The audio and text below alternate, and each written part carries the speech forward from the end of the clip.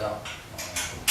그래서 제가 이제 지금 오늘 말씀드릴 내용들이 지금 초등학생 부모님들한테 굉장히 어려운 얘기일 수도 있고 어쩌면 이제 좀 쉬운 얘기일 수도 있는데 문제는 이제 부모님이 어느 정도까지 관심을 갖고 계시냐 그거에 따라 다를 겁니다.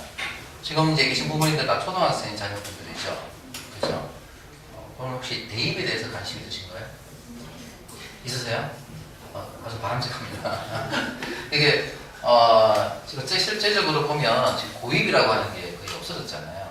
영재고 가고 말고는 뭐 전자고도 있긴 하지만 그래서 지금 남은 거는 이제 대입밖에 없기 때문에 마스크 안 써도 들리시죠?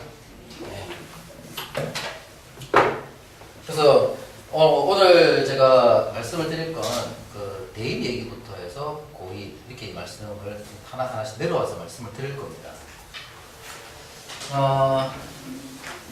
저희 학원은 현재 이제 송파고는이 2007년에 만들어졌고요. 그 다음에 이제 강동, 그 다음에 강진, 구리 쪽으로 해서 최근에 이제 강동에 있는 두 개가 이제 강동 명예가 합쳐져 가지고 이제 하나의 대입관, 그 다음에 이제 카이관 이렇게 만들어져 가지고 총 6개의 지점이 있습니다. 그래서 2007년부터 저희들이 치면 이제 고등부로 시작을 했습니다. 그 다음에 2008년에 이제 중등부가 만들어졌고, 그 다음에 이제 초등부가 만들어졌기 때문에 역사적으로 보면 이 동서울 지역에서는 저희 고등부로서는 굉장히 막강한 학원이에요. 그래서 이제 고등부에서 저희들이 그만큼 실적을 많이 쌓다 보니까 그때 이제 저희들이 중등부를 만든 이유 중에 하나가 저희 학원에 이제 그 구주입이라는 말 들어보셨죠? 그 구가 구한 것이 무엇이냐? 주가 주어진 것이 뭐지? 이것을 어떻게 이용하지? 배운 것이 뭐가 있지? 이걸 갖다가 저희들이 고등학생들한테 좀 가르치기 시작했었어요. 근데 이제 고등학생들이 구주입을 쓰기에는 학생들이 머리가 너무 굳었다. 그러니까 잘 못 쫓아온다는 얘기죠. 그래서 이거를 중학생들한테 적용시켜 볼까? 그래서 내려온 거예요. 근데 중학생 애들도 해보니까 이게 또 잘 안 되더라고요. 그래서 초등학교로 내려온 겁니다.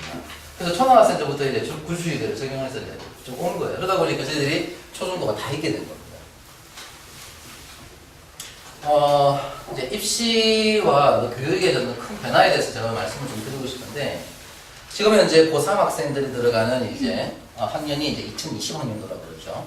지금 고3 학생들한테 적용되는 걸 보면 의대 모집 인원이 최대 지금 인원입니다. 2,977명을 모집을 해요. 현재 이제 의학 전문 대학원 얘기 들어보셨나요? 네, 의학 전문 대학원이 사라지고 그 다음에 의대로 다 전환이 되고 있습니다. 그래서 현재 가천대하고 이제 차병원인가 의과인가 하여튼 그 두 개만 남고 나머지는 다 의대로 다 전환이 됐어요. 그래서 의대 인원이 굉장히 많이 늘어났다라는 거고요. 그다음에 두 번째, 중학교에서 소수형 100% 시험이 이제 나오기 시작했습니다. 시범 실시가 됐는데 송파구 쪽에서는 이제 잠실중학교가 2학년 1학기 때 소수형 100% 시험을 봤거든요. 근데 실제로 시험을 보면 수학 문제는 현재 기존의 소수령에서 보는 시험과 비슷해요. 그러니까 수학에서는 소수령으로 바뀌더라도 별로 더 할 게 없습니다. 근데 이제 왜 이걸 실시했냐라는 그 배경을 살펴보면 현재 교육부에서 추진하고 있는 정책 중에 하나가 학생 성장 과정 모니터링 시스템 구축이 있어요. 그러니까 학생이 초등학교 때부터 고등학교 때까지 어떻게 성장했는지를 다 기록으로 남기는 거죠. 그러다 보니까 평가가 지금처럼 중간고사, 기말고사처럼 결과 중심 평가로 가서는 안 된다. 그래서 이 학생이 어떻게 성장해 왔는지, 그러니까 그 소수령으로 해서 학생의 머리를 그 중간중간에 더 평가를 한다는 겁니다. 그래서 결과 중심 평가가 과정 중심 평가로 바뀌고 있어요. 그래서 시범학교를 서울에서 21군데를 선정해서 시험을 실시를 한 겁니다. 근데 이제 정부에서 성장 과정 모니터링 시스템을 이제 그 구축한 거를 그 자료집을 보게 되면 수학은 빠져 있어요. 국어하고 과학하고 사회가 있습니다. 그러니까 앞으로 국어, 과학, 사회가 소수령으로 바뀐다는 거죠. 지금처럼 객관식이 사라진다는 거예요. 수학에 대해서는 크게 그러니까 이제 바뀌는 게 없으니까 연구를 따로 한 게 없다는 얘기가 되겠죠. 그 다음에 이제 경기가고가 올해 1단계를 이제 서류를 넣은 학생들을 대상으로 다 이제 지필고사를 봤는데 올해는 이제 3단계 전형으로 이제 그걸 뺐습니다. 그러다 보니까 경기가고에 이번에 지원율이 많이 줄어들었고요. 그 다음에 이제 세종영재가 이번에 영재학교 중에서 이제 지원율이 1위가 됐습니다. 굉장히 학생들이 많이 몰렸습니다. 그 다음에 이제 2단계 인문예술융합송합본사를 폐지를 했고, 그 다음에 이제 지금 현재 8개 영재학교의 입시를 좀 분석을 해보면, 그 2단계에서 보는 지필고사와 3단계에서 보는 영재 캠프에서 보게 되면, 옛날에는 2단계에서 보는 지필고사가 굉장히 중요했거든요. 그래서 여기서 시험을 잘 본 학생들이 그냥 거의 대부분 3단계까지 무난히 통과해서 갔는데, 올해 바뀐 흐름이 뭐냐 그러면 2단계 지필고사에서 극상위권이 나오지 않는 이상은 나머지 학생들은 다 3단계에서 이제 다 선발이 되는 거죠. 그러니까 3단계가 굉장히 비중이 많이 높아졌습니다. 그래서 영재학교나 과거를 준비하시고 계신 부모님이라고 하면 지필고사도 물론 이제 앞으로 점점 물론 안 할 수는 없겠지만 3단계 캠프, 3단계 캠프에서 하는 뭐 과학 실험 설계, 그 다음에 글 짓기, 그 다음에 수학 지필고사, 과학 지필고사, 토론 이런 것들이 들어갑니다. 그러니까 3단계 준비를 굉장히 많이 해야 됩니다. 영재학교 관련해서. 그 다음에 이제 전자고 중에 하나고가 1단계 교과 과목별 가중치를 국영수 3단위에서 2단위로 축소시켰습니다. 국영수의 비중이 조금 줄어든 거죠. 그게 이제 고1에서 좀 변화가 있는 거고요.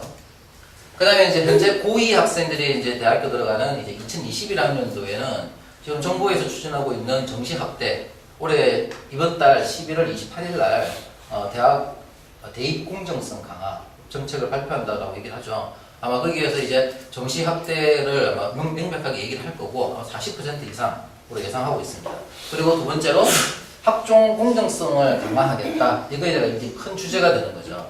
그래서 요 며칠 동안 나왔던 신문 기사를 쭉 보면 첫째, 영재고 과고 학생들이 일반고 학생들보다 학종으로 2.7배 더 많이 가더라. 이거 문제 있다. 그 다음에 학종에서 이 비교과, 그러니까 지금 뭐 추천서라든가 그 다음에 뭐 봉사활동, 독서활동 이러한 것들이 객관적이지가 못하다. 조국 사태 때문에 그런 거죠. 이런 것 때문에 얘기가 좀 나오고 있다 보니 결과적으로는 아마 이제 뭐 어떤 결과가 나올지 두 가지를 예상할 수 있습니다. 첫째, 비교과를 아예 다 없애버리자. 아니면 두 번째, 그러면 학종을 인원을 축소하자. 이 두 가지 중에 뭔가 하나가 나올 것 같아요. 그렇게 된다 그러면 만약에 학종을 그 비교과를 없앤다라고 하면 이제 남은 건 교과밖에 없습니다. 그러니까 뭐 옛날에 뭐 스카이캐슬 했던 얘기들이 머릿속에 아직 있으시죠? 그게 이제 아예 다 사라지는 거예요. 그러니까 그냥 학교 시험을 잘 보면 돼요. 그런 시대가 올 수 있다. 뭐 이게 28일 날까지 나오는 거 봐야 되는 겁니다. 뭐 뒤에 조금 더 말씀을 드릴게요. 그 다음에 이제 세 번째, 수능 문이과 통합이 실질적으로 고2 때부터가 돼요. 지금 현재 고3은 수능 문이과가 수학이 분리되어 있거든요. 근데 이제 고2 때부터는 문이과가 통합이 됩니다. 그럼 이제 이게 어떤 변화를 주냐 그러면 고1 때 학생이 수학 시험에서 예를 들어서요. 지금 이제 문이과가 분리되어 있는 건 수학밖에 없습니다. 나머지 하고 다 똑같이 봐요. 그런데 이제 현재 이제 고1 때 자기가 수학을 3등급 받았다. 그렇다고 하면 고1 때 1, 2등급을 받은 학생들은 대부분 이과로 빠졌거든요. 그러면 1학년 때 3등급 받은 학생들이 문과로 가서 1등급을 해요. 그래서 이제 그 등급을 가지고 이제 쭉 올라가게 되는데, 이제 고2 학생 때부터는 학교 내신도 이제 문이과가 없어졌고, 수능도 사라지다 보니까, 이제 문과에 소질이 있는 학생이 수학에서 1등급 받는 기가 굉장히 힘들어진 거예요. 그러니까, 이제는 수학을 못하면 문과에서 등급 가지고 뭐 서울대 간다? 이게 굉장히 힘들 겁니다. 그래서 처음으로 이게 통합이 되는 게 고2 학년입니다. 그 다음에 또 신문기사에서 나오고 있는 게 영재고 가고 입시 제도를 재검토하겠다. 그래서 입시, 영재고 가고 입시를 동일시키겠다. 영재고 가고가 원래 영재고는 5월이고요. 거기서 떨어지고 나면 이제 8월에 가고 시험을 볼 수 있기 때문에 고6으로 갈 때는 영재고 한 번, 가고 한 번, 그 다음에 전자고, 지자고, 외고 뭐 이런 거 한 번, 세 번을 볼 수 있거든요. 근데 영재고 과목을 하나로 통일시켜버리겠대요. 그렇게 되면 이제 두 번밖에 못 보게 되는 거죠. 그 다음에 지필공사 폐지하는 거 검토하겠다. 그 다음에 사교육 역량평가 실시하겠다. 그러니까 철저하게 뭐냐 그러면 외부의 어떤 사교육, 그러니까 지필고사도 결국 사교육이 있거든요. 그러니까 그러니까 훈련된 영재는 안 받겠다 이런 얘기거든요. 그렇게 가겠다 이렇게 얘기를 한 건데 뭐 실제로 이게 잘 될지는 뭐 좀 지켜봐야 되겠죠. 항상 매번 이렇게 얘기하긴 하지만. 그 다음에 이제 현재 고1 학생들이 대학교 갈 때가 약학 전문대학원이 약대로 다 일괄 전환이 됩니다. 그래서 한 해 1,700명 정도를 모집을 하게 됩니다. 그러니까 1,700명 정도 규모면은 서울대 자연계가 총 인원이 1,700명이거든요. 한 해 뽑는 인원이. 그러니까 현재 고1 때부터는 서울대 자연계에 해당하는 새로운 캠퍼스가 하나 만들어질 겁니다. 그러면 잘 보세요. 약 의대 모집 인원이 3,000명이었고 그 다음에 두 개 학교가 아마 더 결합하게 되면 아마 3,200~300명이 될 거고요. 얘 인원하고 합치게 되게 되면 그 6,000명이 육박합니다. 그렇다 그러면 그 6,000명에 육박하는 학생들이 의대, 약대, 이과생들한테는 길이 열리는 거잖아요. 그죠?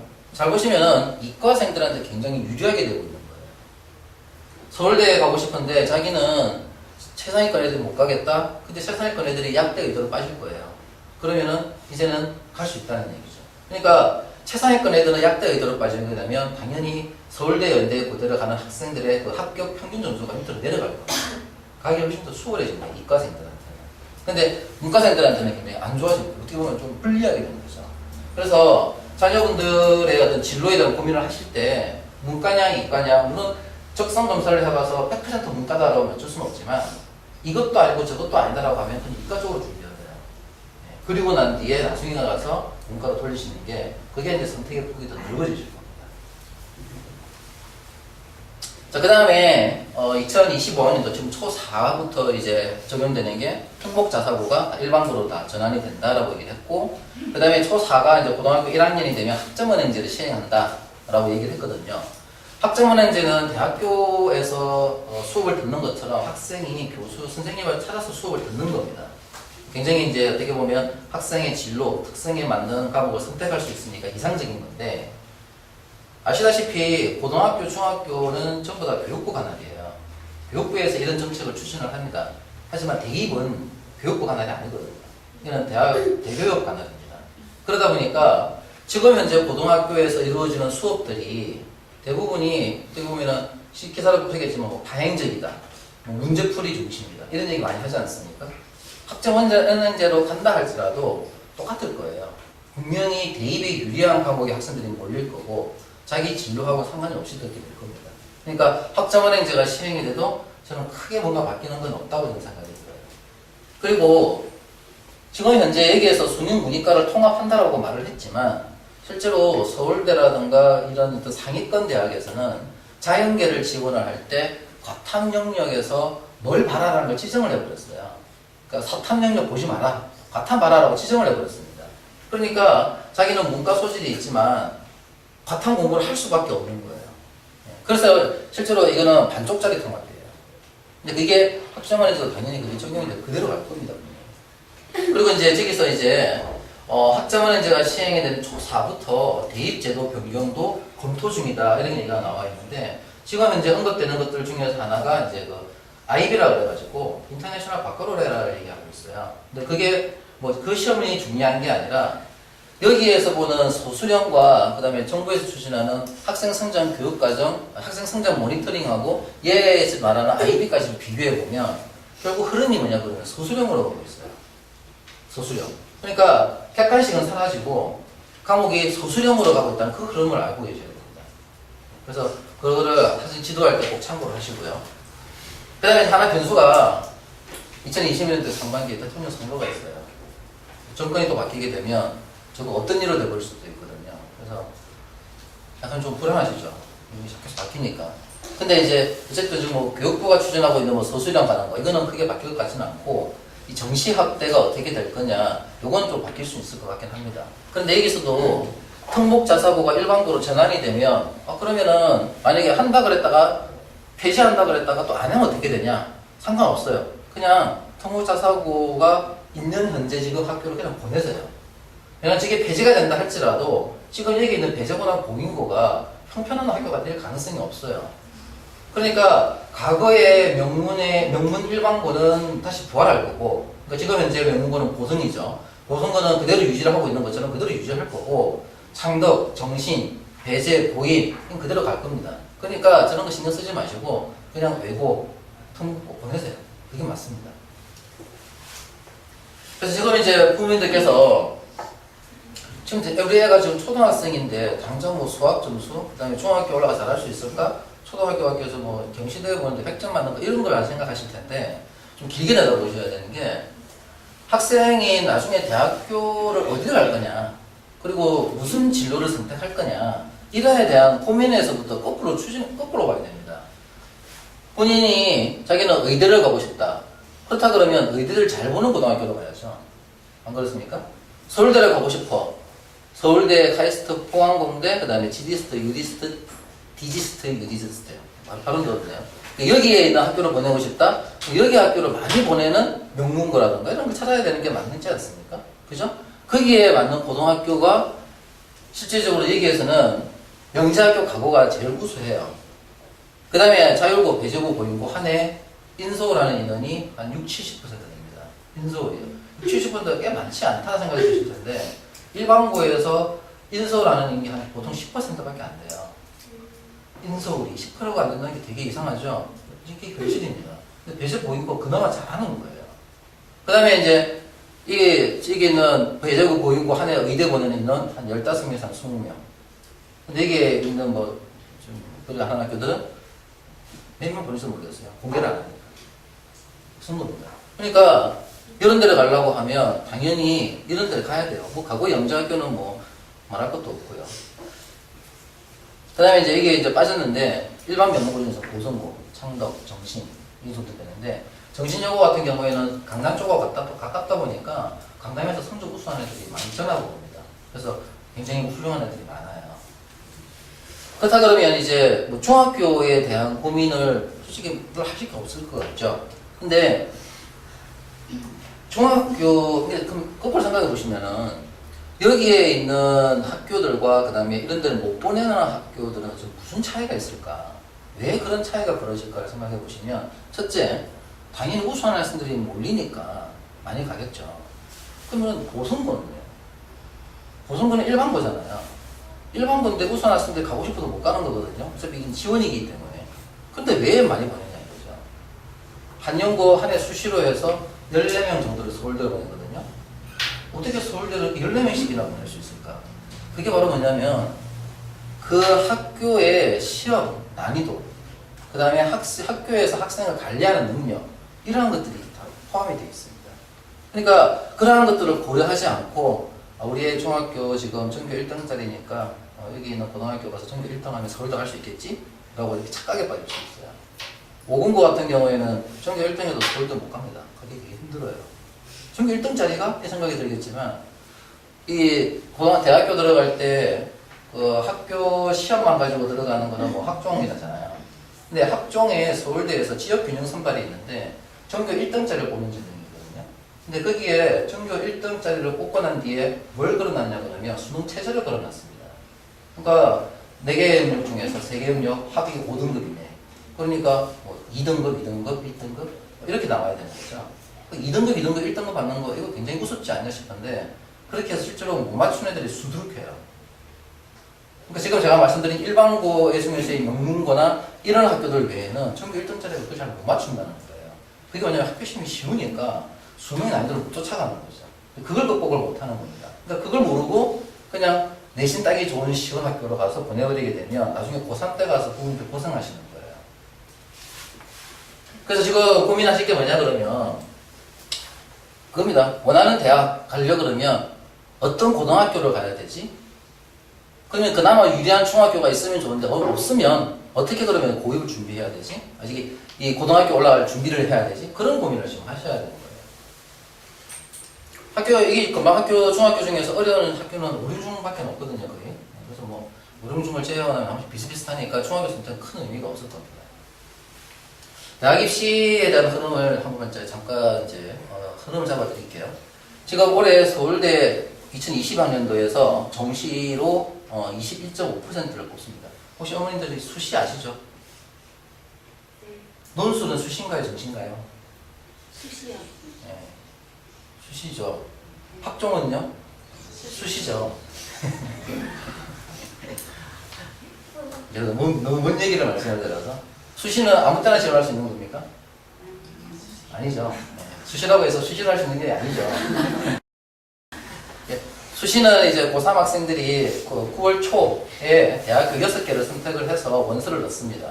그 다음에 이제 정시는 이제 수능을 보고 난 이후에 그 점수를 가지고 이제 지원을 하는 건데,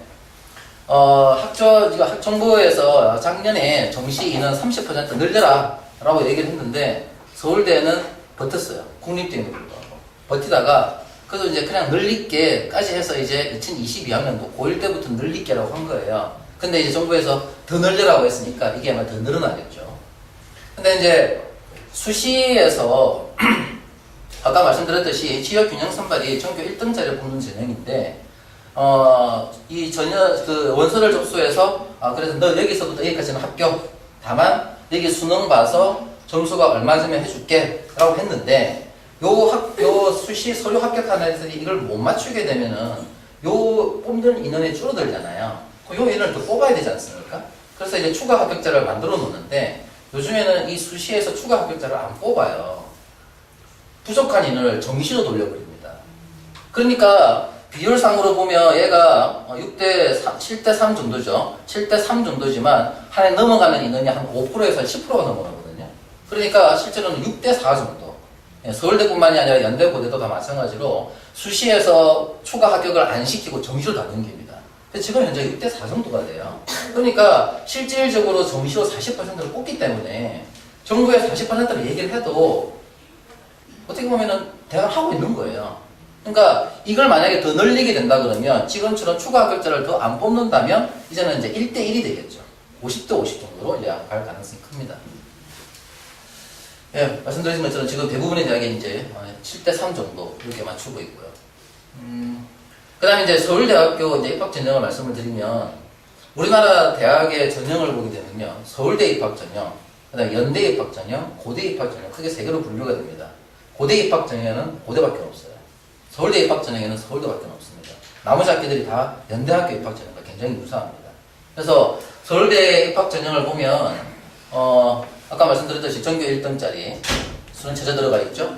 그 다음에 학종 여기에서 이제 서류 평가를 하고 면접과 구술을 하게 되는데 면접과 구술 문제가 부모님들 지금 본고사 혹시 세대는 아니시죠?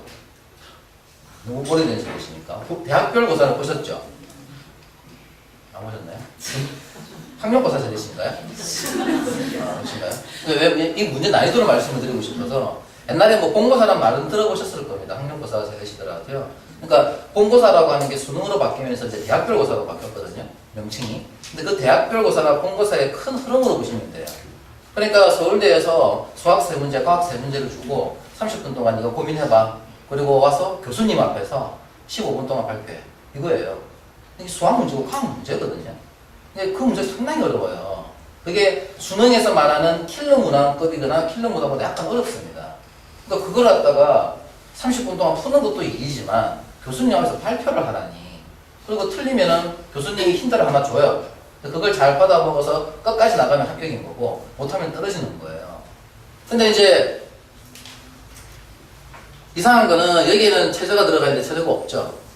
이게 왜 없냐 그러면 일반고 학생들이 이걸 면접 구술하기가 굉장히 힘든 거예요. 준비하기가.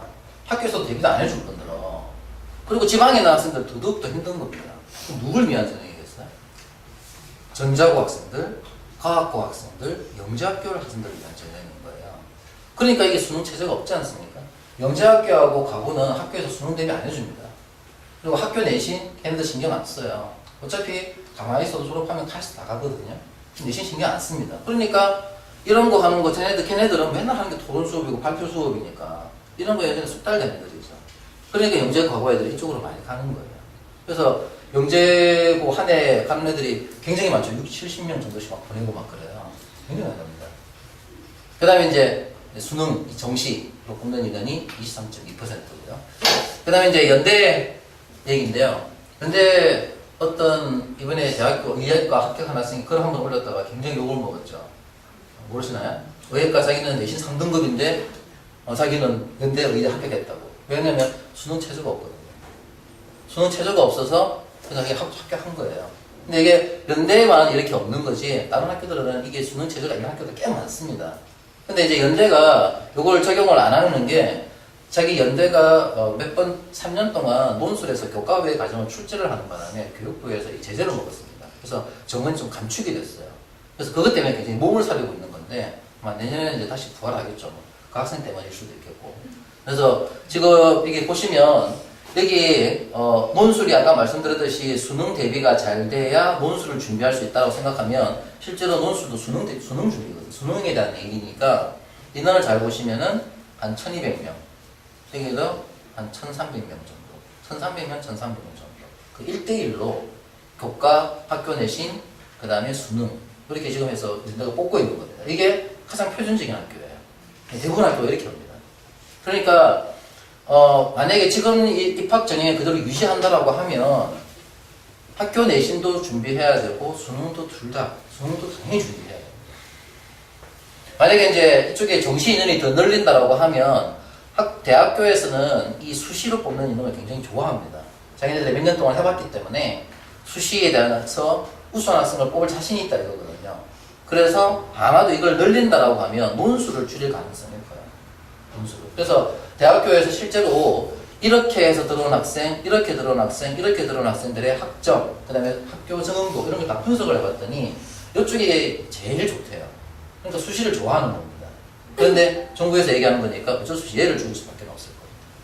근데 이제 수능을 만약 늘리게 되면 또 어떤 문제가 발생하냐면 수능이 처음 시대 때 그 첫 해에는 수능 2번 봤거든요.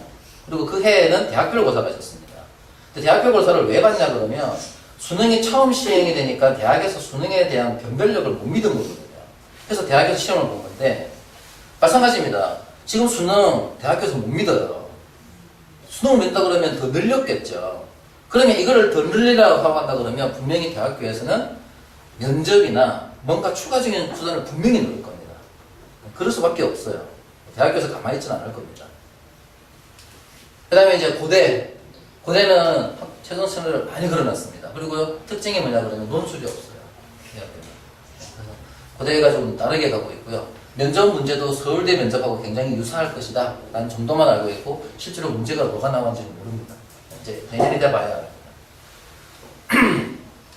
그래서 이제 고2, 이제 고1이죠. 2022학년대는 이제 확실하게 이제 고1 때부터는 수능 비중이 늘어날 겁니다. 지금 고2가 늘어나는 거는 시기적으로 좀 너무 일러서 좀 조정이 안 될 가능성은 있는데, 어쨌든 고1은 확실하게 늘어날 거고, 그 다음에 이제 비교과가 폐지가 됐으니까, 이제 수시에서는 이제 내신이 절대적입니다. 비교과가 뭔지 아시나요? 비교과에 들어가는 게 이제 봉사활동, 독서활동, 동아리활동, 뭐 이런 것들이 들어갑니다. 그 다음에 이제 비교과에 들어가는 게 학생이 어떤 과목을 들으면 그 선생님이 세부 특기사항을 적어줘요. 이 학생이 뭐가 우수하고 뭘 잘했다는 걸 적어줍니다. 그런 부분이 비교과에 다 들어가는 건데 이러한 것들이 만약에 싹 없어지게 된다 그러면 이제 남는 건 교과밖에 없죠. 그럼 교과라고 하는 것도 보는 방식이 두 가지가 있습니다.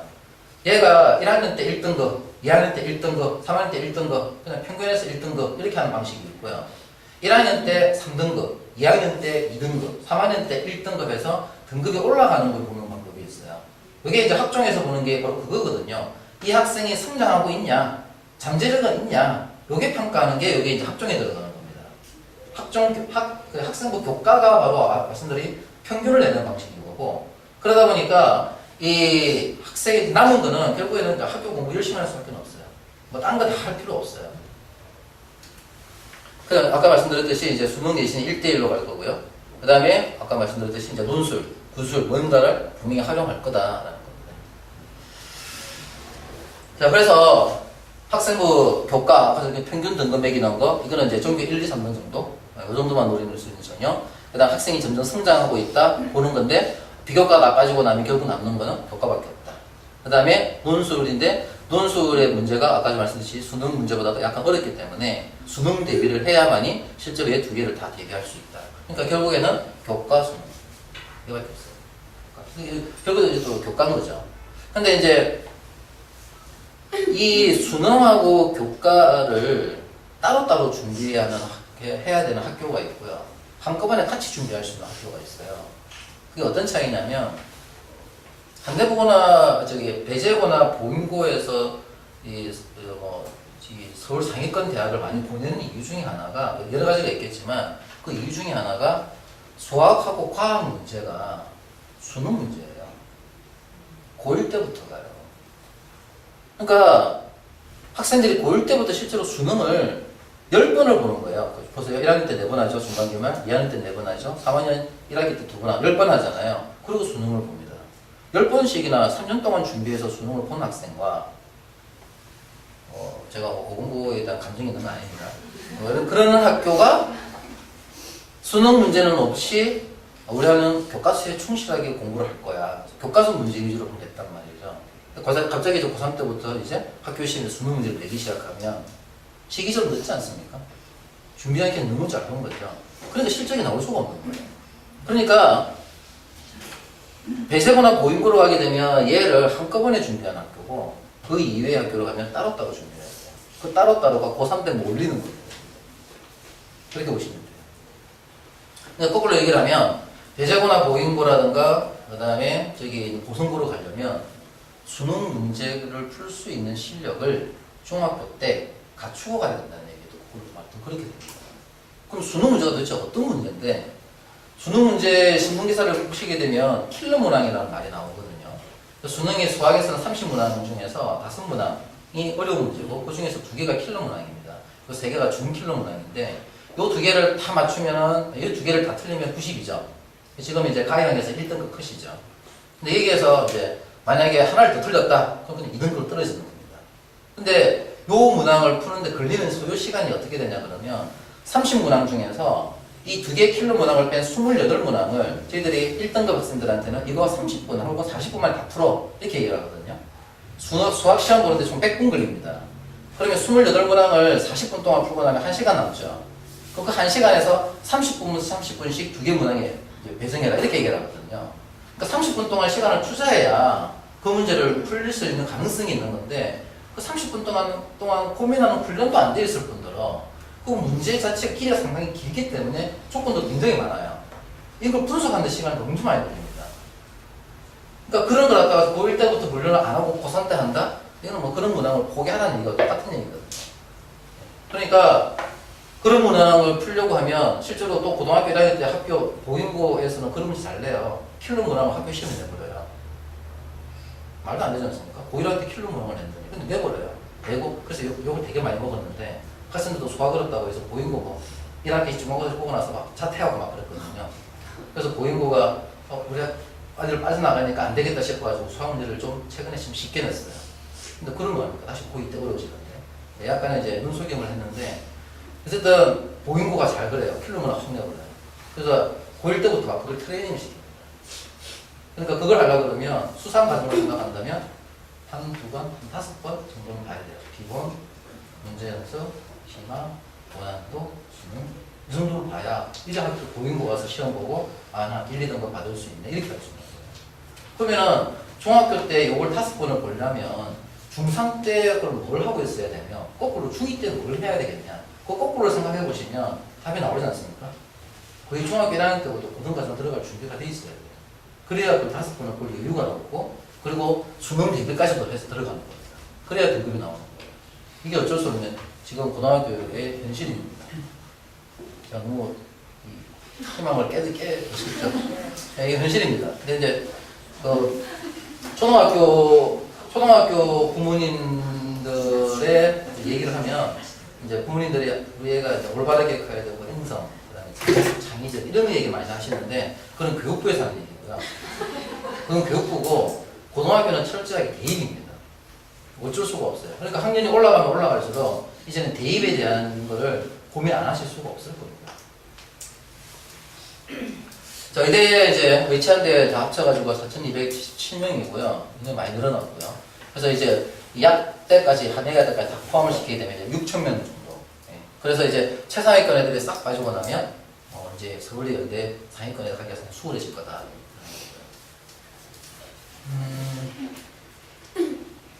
그래서 이제 고2 대입의 흐름은 보면 첫째가 이제 고1 때 대입의 반영 비율이 20%입니다. 내신이. 근데 고2가 40%고요. 그다음 3학년 1학기가 40%입니다. 그러면 이제 고1 때가 이제 20%니까 그렇게 많이 반영 안 되는 것 같잖아요. 실제로 뭐 딱 아니지만 1학년 1학기 때가 10%거든요.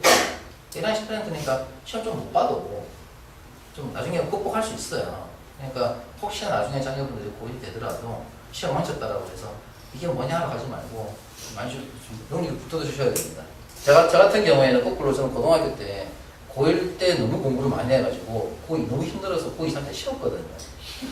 공부를 안 해가지고 거꾸로 좀 망한 케이스예요. 근데 이제 이제는 거꾸로 학생이 이제 올라갈수록 학년으로 더 많이 공부를 해야 됩니다. 그 다음에 이제 교과 중심으로 바뀌었고요. 그 다음에 이제 수학과 중심으로 공부를 해야 된다는 얘기가 지금 수능에서 보게 되면은 한국사랑 영어가 절대평가입니다.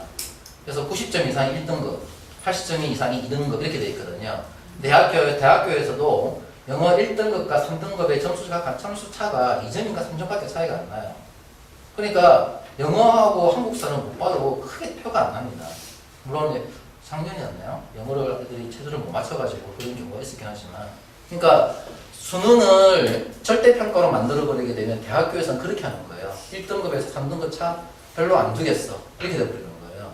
그러니까 만약에 이제 지금 남은 기간 동안에 정부에서 이제는 절대평가를 또 확대하겠어. 작년에 막 그거 다 하고 싶었잖아요. 기억 안 나시나요? 작년에 막 그거 올해였습니까? 작년에는 그 논의를 굉장히 많아서 교육 공론화 해가지고 막 얘기 나왔지 않습니까? 거기 보면 절대평가라는 과목을 늘린다는 얘기를 했었거든요. 근데 그 중에서도 수학하고 국어는 절대평가에 빠져 있었어요. 이 논의 대상 중에서. 그게 왜냐 그러면 대학교에서는 수학은 수리 논리라고 그러고 국어는 언어 논리라고 그래가지고 논리를 잘하는 학생을 뽑고 싶은 거거든요. 그러니까 저 두 개는 철저하게 분명히 상대평가로 갈 거고 과학을 포함해서 나머지는 절대평가로 가는 거를 분명히 한 번 더 고려해 볼 수는 있어요. 그러니까 어떻게 보면 대학교 들어갈 때는 이제는 저 두 개로 결정해요. 자, 이제 명문대에 이제 들어가는 걸 이제 아까 말씀드렸듯이 지금 이제 대입을 준비할 거냐, 고입을 준비할 거냐 해서 이제 판단할 수 있는 기준이 이겁니다. 나 뭐 스카이나 카이스트나 이런 데를 갈 건데 경제 과고로 갈 거야. 그러면 지금 고입 준비해야 되겠죠. 당연히. 그 다음에 난 그러진 않고 자사고나 외고로 간다거나 혹은 위치한데 좀 물론 스카이나 갈 수는 있겠죠. 이런 데를 목표로 한다? 그러면 고입이 준비가 아니라 지금 대입 준비로 들어가요. 이 말이 이해가 되시나요? 영재고 과고로 갈 거 아니면 머릿속에서 고입을 치우시라고요. 고입은 이제 없어요. 그러니까 전자고를 가서 물론 영재고 갈 수는 있겠죠. 근데 그게 머릿속에 아직도 계신다라고 한다 그러면 차라리 영재고 하고 준비하시고, 그게 아니다 그러면 뭐 전자고, 지자고 이런 거 없습니다. 그냥 대입 준비하세요. 고등 과정 준비 빨리 들어가셔야 된다는 얘기입니다. 어쨌든 뭐 전자고 가더라도 전자고에서 1등급 이런 거 받으려고 그러면 대입 준비해야 되거든요. 그 다음에 이제 영재고 과고는 입시 통일되고 수능 준비를 학교에서 안 해주고, 그 다음에 이제 대입 학종에서도 영재고 과고 저거 문제 있다라고 지적을 했고, 의치안한테 진하게 제한을 두는다는 얘기도 좀 나오고 있습니다. 이런 걸 보게 되면 영재고 과고는 아마도 이제 좀 이 선호도가 떨어질 것 같다는 생각이 들고요. 그 다음에 정시가 확대가 된다. 그 다음에 약학대도 모집이 된다. 이거는 거의 100% 재수생인 겁니다. 그러니까 고1 때부터 약대가 이제 지금 현재 고1 학생들이 가잖아요. 그럼 고1 학생 때부터 이제 재수생이 점점 누적이 되겠죠. 그럼 현재 초유 학생들이면 3년치의 누적이 있을 거예요. 그러니까 학생들이 재수생이 증가하는 이유가 정시 확대가 되면은 1점 차이로 자기가 서울대 떨어졌다고 하면 안 억울하지 않겠습니까? 억울하잖아요. 그러니까 재수생을 대거 하거든요. 그러니까 과거에도 보게 되면 강남 8학번에서 재수생이 대거 많았다는 게 걔네들이 내신이 안 좋아요. 학교 시험이 워낙 어려우니까. 그럼 걔네들은 다 수능으로 가려고 그러거든요. 근데 1, 2점 차이로 떨어졌다? 그럼 자기는 뭐 학원 다니면서 가외로 해서 그걸 극복할 수 있다고 생각하는 거죠. 그래서 인원이 쫙 늘어나는 겁니다. 근데 이제 약대까지가 더 됐으니 아마 더더욱 더 늘어날 겁니다. 그 다음에 이제 지역 명문고가 이제 부활한다는 거는 이제 그게 이제 특목고가 사라지기 때문에 그런 얘기고요. 그 다음에 이제 입시 결과가 우수한 학교가 유리할 거다. 요 지역에서는 이제 보성고, 배제, 고의, 이 정도, 창덕, 정신, 이 정도. 뭐 영재고에 관심이 있으신 부분이 계신가요? 없으신가요? 안 되겠네요. 송파 더 열심히 해야 되겠네. 송파 더 영재고 많이 가야 되는데. 영재고 얘기는 그러면은 스킵하는 걸로 하겠습니다. 그러면 영재고가 요즘에 좀 많이 바뀌고 있어가지고 아까 말씀드렸듯이 3단계가 더 비중이 더 커져가지고 준비할 게 굉장히 많아졌어요. 이제 그 초4 때부터 이제 저 학교들이 사라지게 되면 실제로 지금 보면 이렇게 학교가 구성이 이렇게 되어 있습니다. 자율고에서 보게 되면은 전국자율고, 지역자율고. 배제고, 함대고고, 보인고가 지역자율고. 그 다음에 전국자율고가 하나고, 상상고, 민사고, 그 다음에 용인외대고고, 여기에 이제 들어가는 거고요. 근데 얘네들은 이제 다 일반고로 이제 전환이 되고, 특목고에 들어가는 게 이제 외고, 국제고가 들어가는데, 얘네들도 다 일반고로 전환이 된다. 이렇게 얘기가 된 상태입니다. 학교 이제 고등과정을 준비하는 거에 대한 그 난이도를 생각을 해드리면, 중학교 내신도 난이도 구분이 있어요. 쉬운 학교가 있고 어려운 학교가 있습니다. 그러니까 제가 말씀드린 오륜중학교가 여기 A에 들어가요. 그러면 여기에서 내신을 준비했던 학생들이 여기에 가는 것과 여기에서 내신을 준비했던 학생들이 여기로 가는 거, 요 A 레벨에 들어가는 게 이제 배제고 보는 거거든요. 그러면 어느 정도 차이가 나냐 그러면 제 경험상 여기에서 전교 1, 2등을 했던 학생들이 여기 A 레벨로 가게 되면 자기가 아무리 열심히 해도 1등급에 절대 안 나와요. 그 2등급? 잘하면 2등급? 근데 여기에서 얘가 수학을 잘했다라고 하면 여기 가서 수학을 잘합니다. 그게 일종의 뭐냐면 자기 적응이에요, 적응. 여기에서도 보게 되면 학교 난이도가 배제고 보인고 정도, 여기가 이제 뭐 이영학교요, 그거하고 그 다음에 여기에 뭐 잠실 뭐 이렇게 들어갈 건데, 여기에 학교 시험의 난이도가 높은 학교가 실제로 대학 실적이 좋아요. 예, 시험 난이도만이 100%가 아니긴 하겠지만 그래도 학교 시험이 대체적으로 높은 학교가 성적이 좋습니다.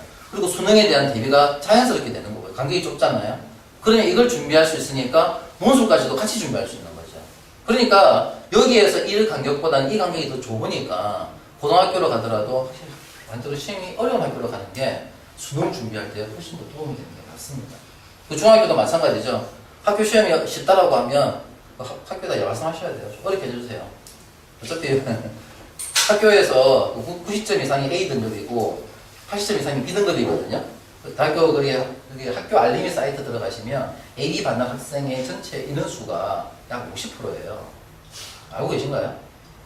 50%가 AB예요. 그게 무슨 경쟁력이냐고요. 그러니까 학생들이 그걸 믿고 자기 수학 잘한다고 착각하고 있는 거예요.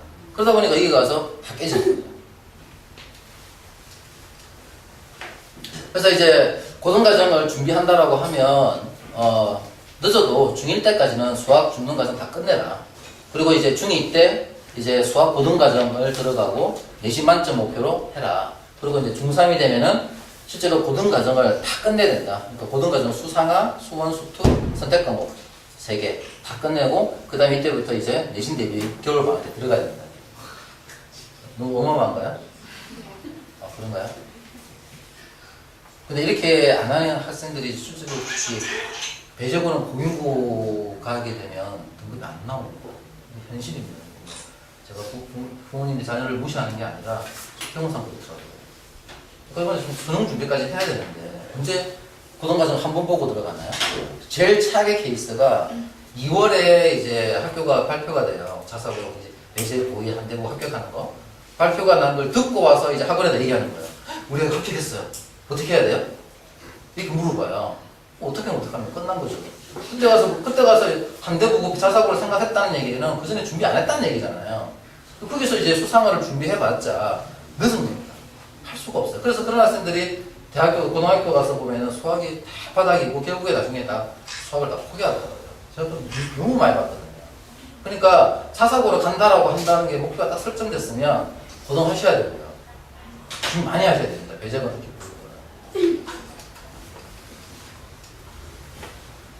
그 다음에 이제 그 내신 관리에서 보게 되면 절대평가와 상대평가 이 차이 아까 말씀드렸듯이 중학교 과정은 절대평가, 고등학교는 상대평가입니다. 물론 이제 초4부터는 절대평가로 다 바뀐다고 하지만은 수능은 상대평가거든요. 그러니까 절대평가와 상대평가에서 보게 되면 학생이 절대평가에 들어가게 되면 학생이 상대평가 적응력이 상당히 많이 떨어집니다. 아까 말씀드렸듯이. 그리고 이건 다른 얘기고요. 자, 그 다음에 이제 그 학습 습관에 대한 얘기와 만점 목표에 대한 얘기는 이제 말씀을 드릴 텐데,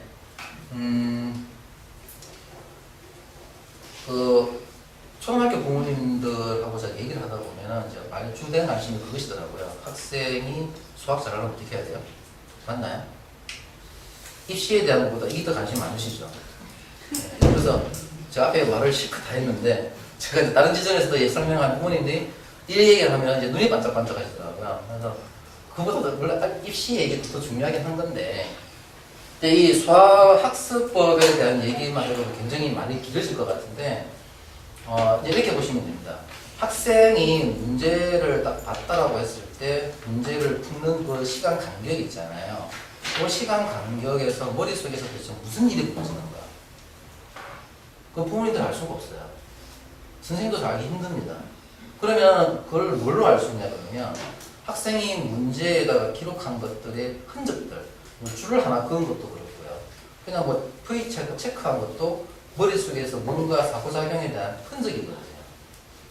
더 좋은 거는 뭐냐 그러면 학생한테 학생을 불러놓고 너 이 문제 풀 때 무슨 생각했어? 라고 물어봐야 돼요. 그러면 문제를 읽었는데 애가 읽습니다. 모르니까 별표 쳤어요. 어떻게 할지 모르겠어요. 이런 얘기 할 건데 실제로 그러진 않거든요. 그 여기에는 이 단어가 무슨 뜻인지는 아니? 여기에 있는 이 식이 무슨 뜻이야? 여기에 있는 단어와 단어를 이거 연결해봤어? 이렇게 물어보면 학생이 뭔가 대답을 해요. 그러니까 뭔가 했다는 얘기죠. 그러니까 그러한 것들을 다 잡아내야 돼요. 그러니까 수학 문제를 하나 푼다라고 한다 그러면 첫째, 문제에서 구하고자 하는 것을 정확하게 알고 있냐? 이게 증명하는 문제냐? 값을 구하는 문제냐? 맞는지 그런지 틀리는 이걸 알아내는 문제냐? 그걸 알아내야 되고 문제에서 주어진 정보를 정확하게 파악을 해야 되는데 정보를 기호로 쓸 수 있냐? 그 다음에 이 정보도 두 개를 연결할 수 있냐? 거꾸로 연결된 정보를 분리시킬 수 있냐? 그 다음에 주어진 것들을 등식을 세울 거냐, 방정식을 세울 거냐, 부등식을 세울 거냐, 그림을 그릴 거냐, 함수를 할 거냐, 이걸 다 판단을 해야 돼요. 이런 점들. 그 다음에 문제와 관련된 개념들이 머릿속에서 쉽게 떠올랐냐? 그럼 이게 연관되는 게 뭔데? 자기가 세운 식일 수도 있고, 문제의 단어일 수도 있는 거죠. 이러한 것들을 다 체크를 해내서, 이게 완벽하게 돼야만 문제가 풀리는 거거든요. 근데 이걸 갖다가 선생님들이나 부모님들이 알기가 되게 힘든 거예요. 그러니까 수학교육이 그만큼 힘든 겁니다. 그래서 저는 이제 개인적으로 AI 시대가 온다 할지라도 절대 수학은 AI가 못 가르칠 거예요. 이거는 뭔가, 그래서 어떤 학원에서는 뭐 틀린 문제 유형을 쫙 뽑아가지고 반복 연습, 그렇게 하시고, 또 어떤 학원에서는 문제 틀리면은 지우고 다시 풀고, 지우고 다시 풀고 해서 풀면은 통과, 이렇게 하는데 다 소용없어요. 왜냐면 틀린 이유를 본인이 모르는 상태로 계속 반복하는 거거든요. 그러니까 수학은 올라가면 그 재미가 없는 겁니다. 그래서 어머님들도 학생한테 물어볼 때 두 가지 물어보실 것 같아요. 너 개념 모르네? 문제 유형 모르네? 안 그러신가요? 근데 실제로 그렇지 않거든요. 굉장히 복잡하거든요. 그러니까 제가 말씀드린 이러한 내용들을 부모님들이 못 하시기 때문에 구주배를 보내셔야 되는 거예요. 학생들한테 이제 개념을 정확하게 알고 있냐라는 거 물어보는 것 중에 하나, 이런 거 한번 물어보시면 돼요. 각이 뭐니? 라고 물어보면 학생이 이럴 거예요. 이렇게 된 거? 요거 각 이렇게 얘기하거나 15도, 30도 이렇게 얘기할 거예요. 근데 각의 정확한 정의는 이 도형이거든요. 중요한 게. 15도, 30도라고 말하는 것은 각의 크기입니다. 그러니까 각의 크기와 각을 정확하게 구분 못하고 있는 거죠. 그 자체부터가. 이게 각의 개념이 엉뚱하게 잡히게 가게 되면 나중에 고등학교 2학년 과정에 가게 되면 삼각비를 배웁니다. 삼각함수를 배워요. 그 삼각함수에 들어가게 되면 일반각이 나오고 특수각이 나와요. 용어가 나오거든요. 일반각과 특수각하니까 이건 제너럴한 거고 이건 스페셜한 것보다 이렇게 생각하는데 그게 아니거든요. 그러니까 이 각이라는 개념에서 출발해서 그게 나오는 건데 이걸 이상하게 이해해버리면 이게 자체가 이해가 안 되는 겁니다. 그러면 그걸 모르게 되면 삼각함수 자체가 이해가 안 되는 거죠. 그러니까 이게 다 연결고리가 있기 때문에 이 개념을 정확하게 알고 있어야 된다. 왜 하필이면 도형이라고 정의를 했느냐. 이런 내용부터도 학생이 정확하게 알고 있는지 체크를 해봐야 돼요. 그 다음에 이제 뭐 개념을 여러 번 반복해야 문제를 풀 수 있다라고 하는 거는 실제로 그렇지 않다. 수학자들이 하는 얘기들 중에 하나가, 헝가리 수학자 이제 지폴리아가 했던 얘기 중에 하나가 이겁니다. 개념은 문제풀이를 통해서 완성된다. 그러니까 문제를 옛날 과거 시험처럼 사서성경을 100독, 1000독 이게 중요한 게 아니라는 거죠. 한 번 읽었다 다 완벽하지 않더라도 문제를 풀어봐야 된다는 얘기예요. 그래서 문제를 풀다 보면 자기가 몰랐던 개념까지 혹은 개념을 더 깊이 있게 들어간다는 얘기예요.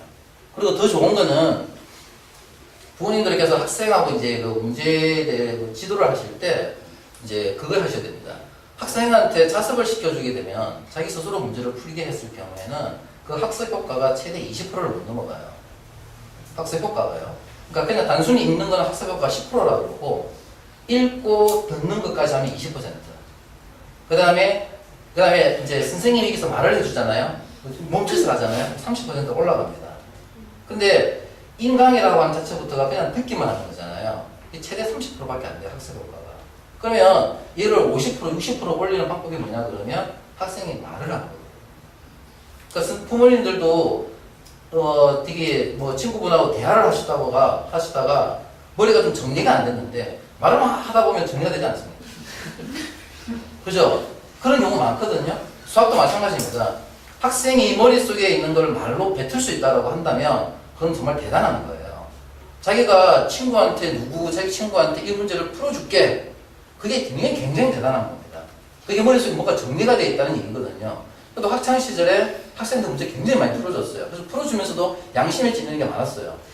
이게 아닌데. 그러면서도 제가 그 끝나고 나면 부랴부랴 책들 잊어보면서 공부하고 그랬었거든요. 그러니까 학생들한테 말을 시켜보게 했어요. 그러면 그게 학습 효율이 70%까지 올라간답니다. 그래서 문제풀이도 하시고 말도 이거 어떻게 푸는지 설명해봐. 이렇게까지 해보시는 게 낫다. 그 다음에 이제 세 번째로 이제 기본 문제를 익혀야 어려운 문제를 풀 수 있다는데 절대로 그러지 않습니다. 이제 컴퓨터로 예를 든다 그러면 이제 부모님들께서 컴퓨터에 보면 그 메모리가 있는 거 아시죠? 그 메모리가 2기가짜리가 있고 4기가가 있고 6기가, 8기가, 요즘은 32기가, 64기가까지 나옵니다. 근데 이 메모리가 커지게 되면 그 PC의 속도가 빨라진다 그러죠. 사람과 마찬가지로 이 머릿속에 메모리 기능을 하는 데가 있어요.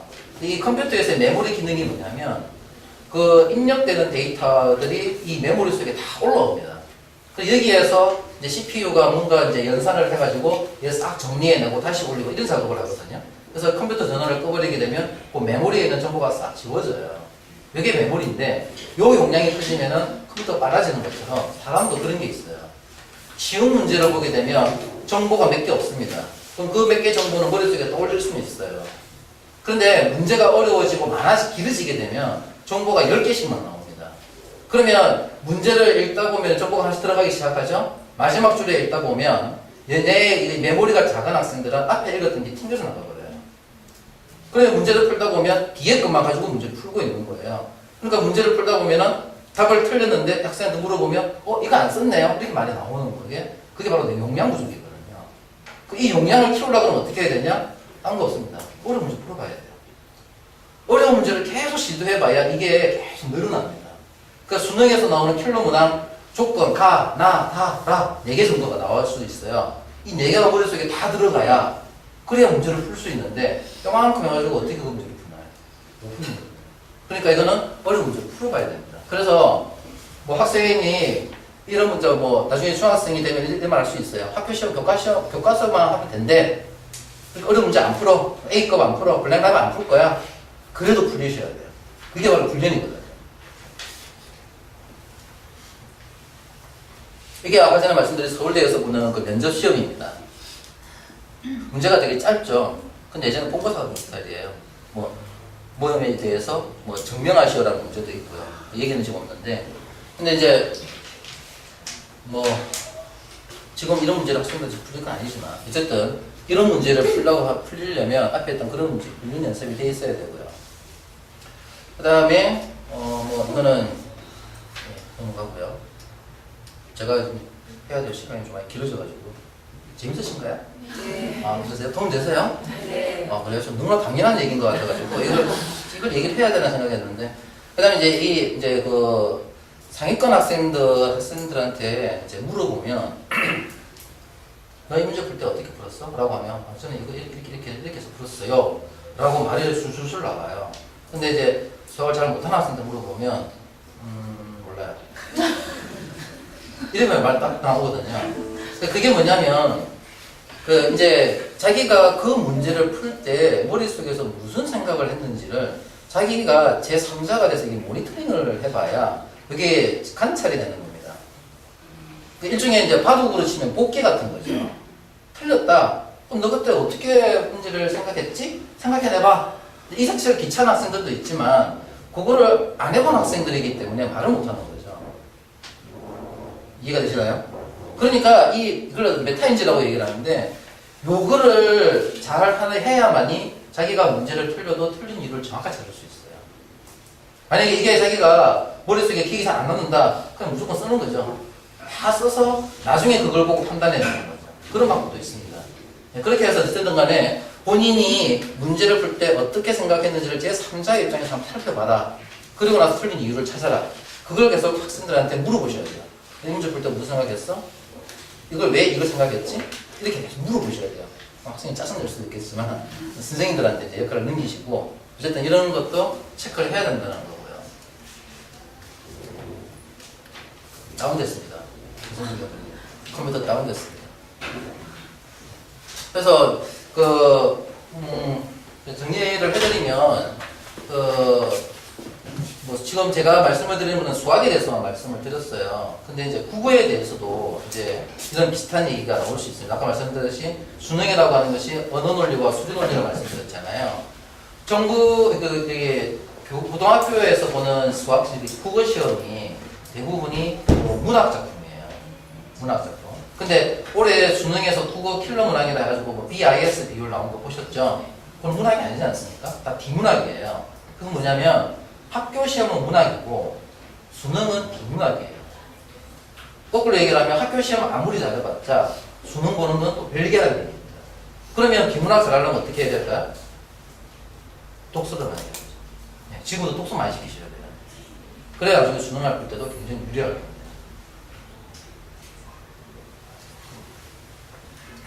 수학은 전 되게 아름답다고 생각합니다. 왜 제가 이제 이런 얘기를 하냐 그러면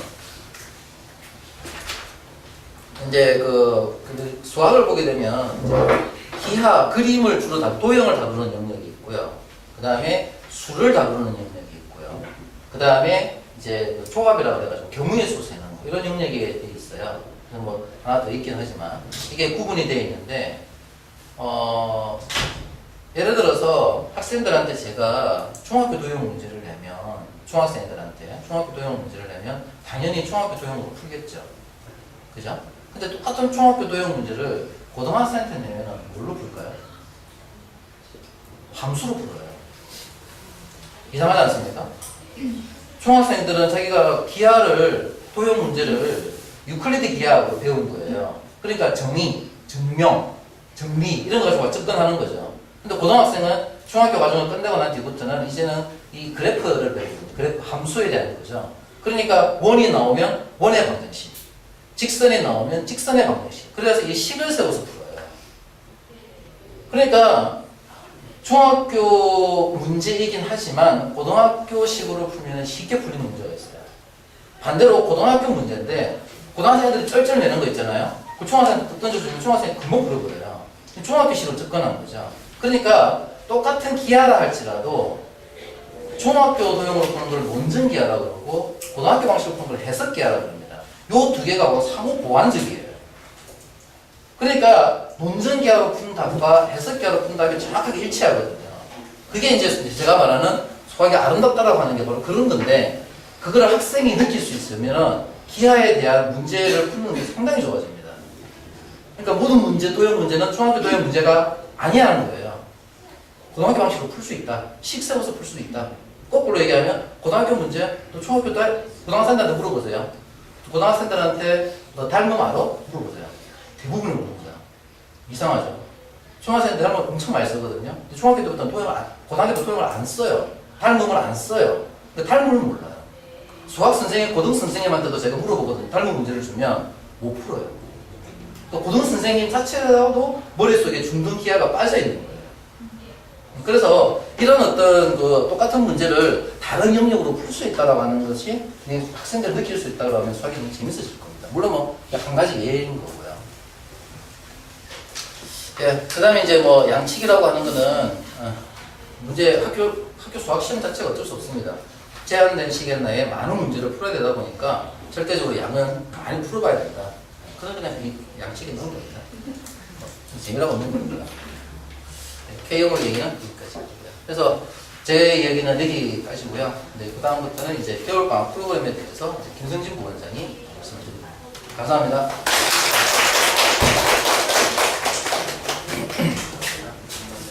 다음 이어서 가겠습니다.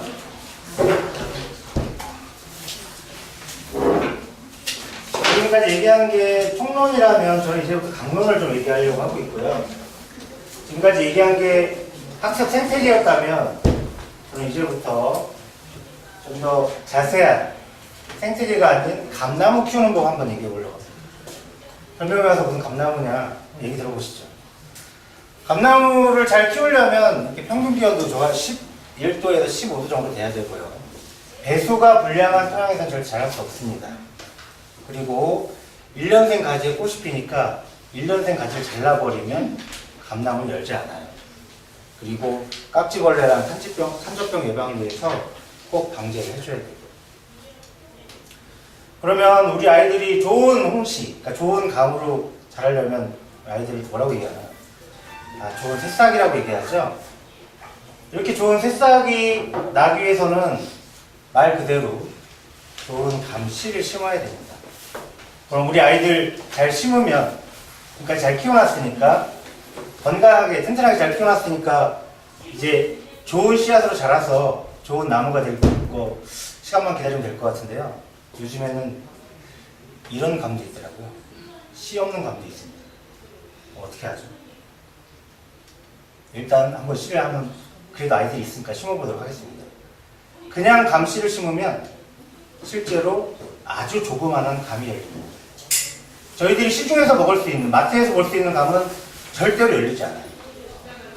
우리가 먹는 감들은 무엇이냐? 접목이라고 하죠. 무언가를 접목시킨다.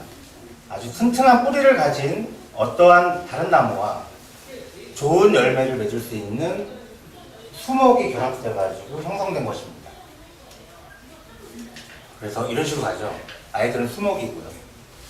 아주 튼튼하고 병충해 강한 대목에다가 서로 접목을 시켜야지만 아주 중요한 그리고 좋은 열매가 열리는 그런 묘목으로 자랄 수 있는 것입니다.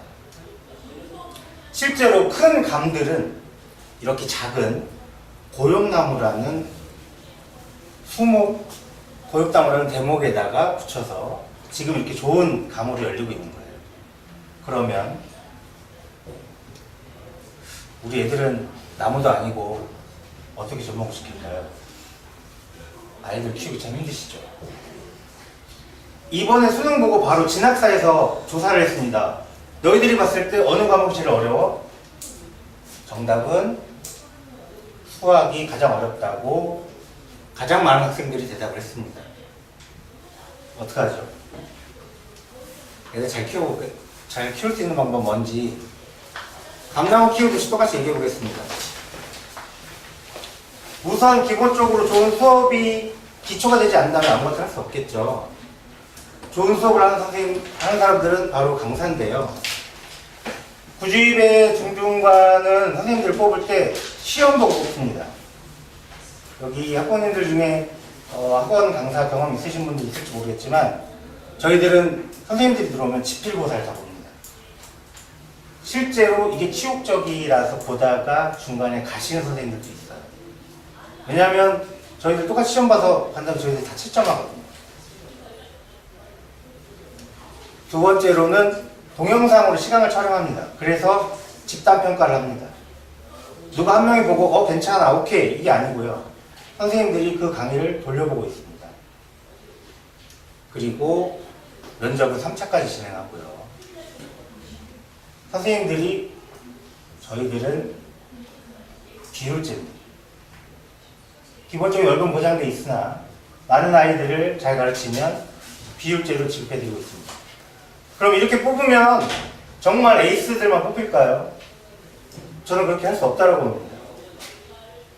왜냐하면 사람이라는 것이 면접 몇 번으로 그 사람의 진면목을 다 평가하기는 어렵잖아요. 다들 아시다시피 처음 만났을 때 되게 좋았는데 사귀다 보고 이야기 나누다 보니 좀 아닌 사람들도 있지 않습니까? 그래서 제가 여기 학원 온 지 전 7개월 이제 좀 넘은 것 같아요. 8개월 됐는데 제가 온동안 선생님들 60% 이상이 바뀌었고요. 그리고 며칠 전에 나가라고 하는 선생님도 있습니다. 글쎄요, 어머님들이 보시기에는 되게 비인간적으로 느끼실 수도 있으나 저는 책임 없는 강사가 아이들을 가르치는 게 저는 더 비인간적으로 생각하거든요. 제가 봤을 때 학원이 변화돼야 되고, 뭐 아까 고등부가 구주변 강하다고 했는데, 저 그런 얘기 와서 그런 얘기 많이 들었어요. 아주 치욕적인데, 구주입에 평가받으러 가려고 했더니 다른 엄마가 말리더라. 이런 얘기까지 들어봤습니다.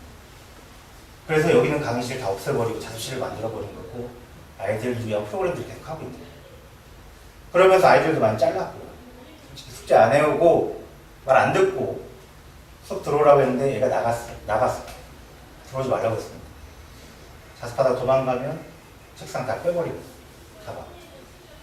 왜냐하면 지금은 아이들이 재미, 호기심, 뭔가 즐기고 싶어서 그러지만, 저는 고3을 주로 지도한 입장에서 보면 아이들이 수시, 정시 합격 기다릴 때 거의 심장이 타들어가요.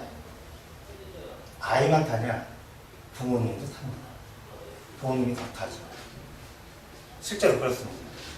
그래서 저희들은 좋은 강사를 뽑기 위해서 노력을 하고 있고요. 그러면 좋은 토양은 무엇이냐? 저희들이 생각할 때는 자습실을 마련해 주는 것입니다. 여기는 어떻게 운영되냐면 아시는 분은 아시겠지만 방학 때는 아침 10시부터 밤 10시까지 운영할 겁니다. 우리 아이가 할 수 있을까 생각하실 수는 있겠지만 실제로 초등학생 중에도 이렇게 하는 아이가 있어요. 여름방학. 두 번째로 점심 저녁 먹어야죠. 도시락 학원을 배달합니다. 지금 학기 중이라서 저녁만 되는데 방학 때는 점심 저녁 다 배달 오고요. 여름방학 때는 한솥 도시락, 지금까지 한솥 도시락인데 좀 바꿔달라는 좀 건의가 있으셔가지고 12월부터는 고봉민 김밥으로 바뀔 겁니다. 그래서 맛있다고 하더라고요. 세 번째로는 자습실 마련해준다고 해서 애들이 다 자습하는 거 아니에요. 휴대폰 가지고 들어가면 그걸로 끄시고요.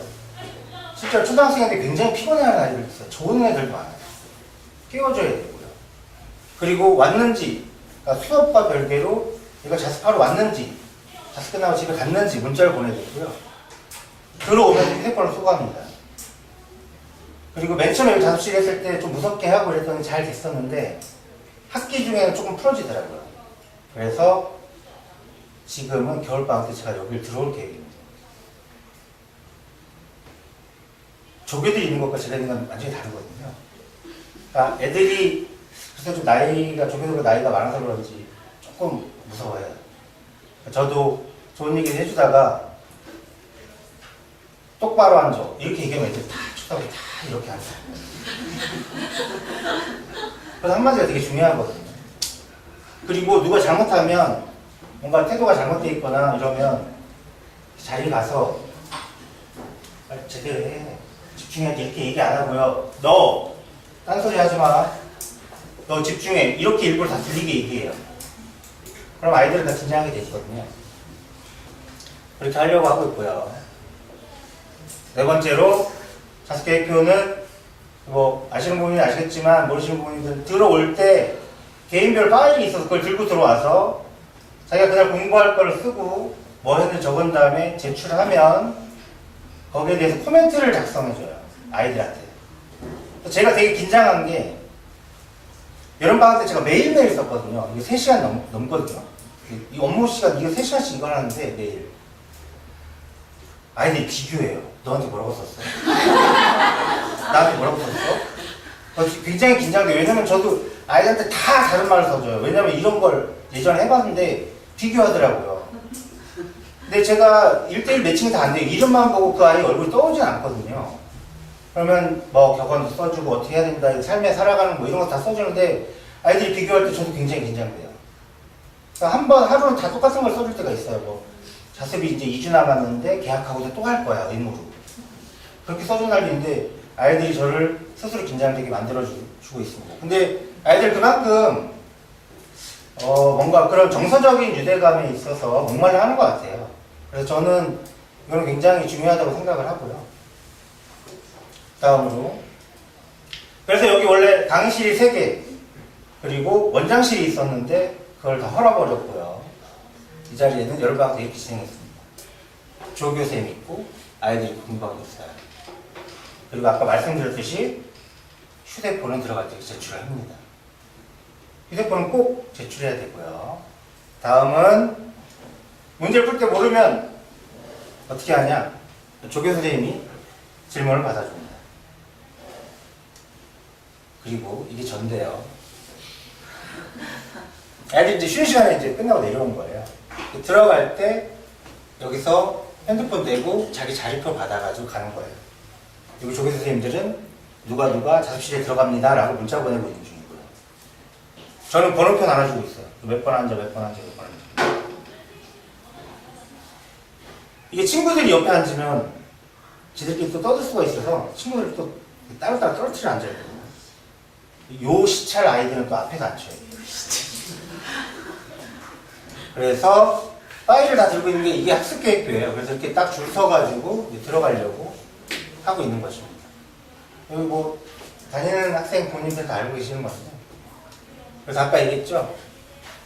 자습계획표를 쓰면 제가 이렇게 코멘트를 달아서, 이건 어머님들도 전 알아야 된다고 생각하거든요. 아이들이 무슨 공부를 했고 무슨 문제가 있는지, 누구는 계획표를 똑바로 쓰고 누구는 계획표를 똑바로 쓰고 있지 않은지, 그리고 어떤 아이는 글씨를 너무 안 좋게 써서 이거는 문제가 될 정도의 소지도 있어요. 왜냐하면 물론 지금은 대부분의 문서를 컴퓨터로 쓰지만 실제로 애들 서술형은 자기 손으로 써야 되거든요.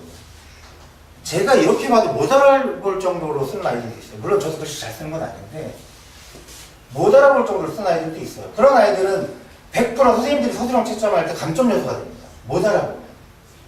그리고 사람이라는 게 굉장히 많은 양을 채점을 해야 되는데 거기 글씨 잘 안 쓰면 1점 깎을 거 2점을 깎을 수도 있는 거죠. 그래서 저는 글씨 쓰는 것도 너무 안 좋으면 글씨도 좀 제대로 써라 이렇게 얘기를 해요. 그 다음에 이것은 학기 중에, 이건 방학 중에 제가 매일 썼던 거고요. 이거의 한계점은 뭐냐, 제가 누구한테 야 너 디테일하게 이게 뭐가 문제였지 않니? 이번 단원이 뭐가 문제이지 않니? 닮음이 좀 어렵지 않았어? 이런 걸 짚어주지 못하는 거예요. 그래서 지금은 담임 선생님이 써주고 있습니다. 일주일에 한 번씩. 물론 이것과 이것은 제가 본인들에게 카톡으로 찍어서 다 일일이 보내드리고 있어요. 그리고 제일 중요한 게 도시락. 국민들이 매번 도시락 싸주실 수도 없고 이건 물리적으로 힘들고, 그리고 워킹맘들은 더군다나 이걸 해줄 수 없거든요. 그래서 안정적인 학습 환경을 위해서 저희는 도시락을 계속 진행해 오고 있습니다. 자, 그 다음에 볼까요? 평가 및 보상 체계인데요. 내신 원정대라고 해서 중학교 1학년들은 중학교 2학년 걸 시험 보고 있고요. 초등학생들은 중학교 1학년 걸 시험 보는 아이들이 있어요. 대부분의 아이들이 6학년들이 중학교 1학년 선행이 끝난 경우에, 1학년 1학기 선행이 끝난 경우에 1학년 1학기 기말고사를 보고 있는데 간혹 5학년들이 보는 경우도 있습니다. 물론 이 시험은 가장 유리한 건 뭐냐, 현재 중학교 1학년 1학기가 막 끝난 아이들이 가장 유리해요. 점수가 제일 높게 나올 가능성이 가장 커요. 그렇다고 해서 우리 아이는 선행이 2학년, 3학년 거 하고 있는데 왜 1학년 게 이렇게 안 나와? 안 나옵니다. 6개월 전에 1년 전에 한 게 잘 기억 안 나죠. 하지만 그런 아이들은 학교 다니면서 다시 그 학기를 배울 때 다시 한번 배우기 때문에 크게 문제가 되지 않아요. 이렇게 하고 있고요. 근데 요번에 바꾸려고 하는 건 뭐냐, 내신 원정대 플러스라고 해서 자기가 봐야 될 시험을 보는데, 만약 우리 아이가 지금 5학년, 6학년인데 선행을 중학교 3학년 걸 하고 있어요. 그러면 2학년 모의고사를 보게 해서 2학년 학교별 기출 문제를 풀게 해서 그 아이가 연속으로 3번 90점 넘으면 3학년 걸 보게 하려고 합니다. 3학년 거 봐서 3번 넘어간다. 그럼 중간에서 기말을 넘어가고 이런 식으로 넘어가서 다 통과한다. 고등학교 시험 보게 하려고 하고 있습니다. 원래 고등학교는 가장 표준적인 시험이 모의고사긴 한데 모의고사보다 내신이 훨씬 어렵거든요. 그래서 제 생각에는 지금 내신 보게 하려고 생각하고 있어요. 지금 중2 중에 가장 뛰어난 아이들, 미적분 요번에 끝나는 아이들이 있는데 걔들도 강남권의 괜찮은 학교들 보면 뭐 시험 점수 50점 이렇게 나옵니다. 아직 어려가지고 그렇긴 한데 충격을 받아야 될 여지가 있다라고 보고, 그리고 잘하는 애들은 바로 윗학년 시험을 봐도 좀 시시해요. 90점 넘고 95점 되고. 아이들은 잘 모르거든요. 지금 95점 맞는 거를 실제로 고등학교에 등급으로 간 사람이 3등급밖에 안 나온다는 걸 잘 몰라요. 그런 것들을 깨우쳐주기 위해서, 그리고 욕심 낼 수 있는 게 선택적이니까 내가 시험을 더 보고 싶다 그러면 더 볼 기회를 주려고 하고 있습니다. 성적표는 동일하게 나갈 거고요. 성적표는 좀 더 보여드리겠습니다.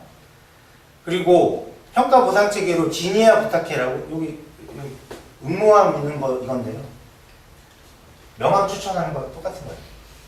내가 오늘 공부하고 갔으면 여기다 내 이름 써서 적어서 넣는 거예요. 한 달에 2명 추첨해서 자기 이름이 각인된 샤프 연필을 줄 겁니다. 근데 이게 뭐 샤프 얼마 한다고.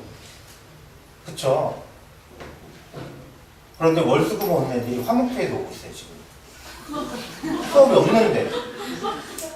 수업이 없는데 화목회에 자습실 오려고 와요. 그리고 자기 어제 모르고 한 장 안 적었다고 도장 나가고.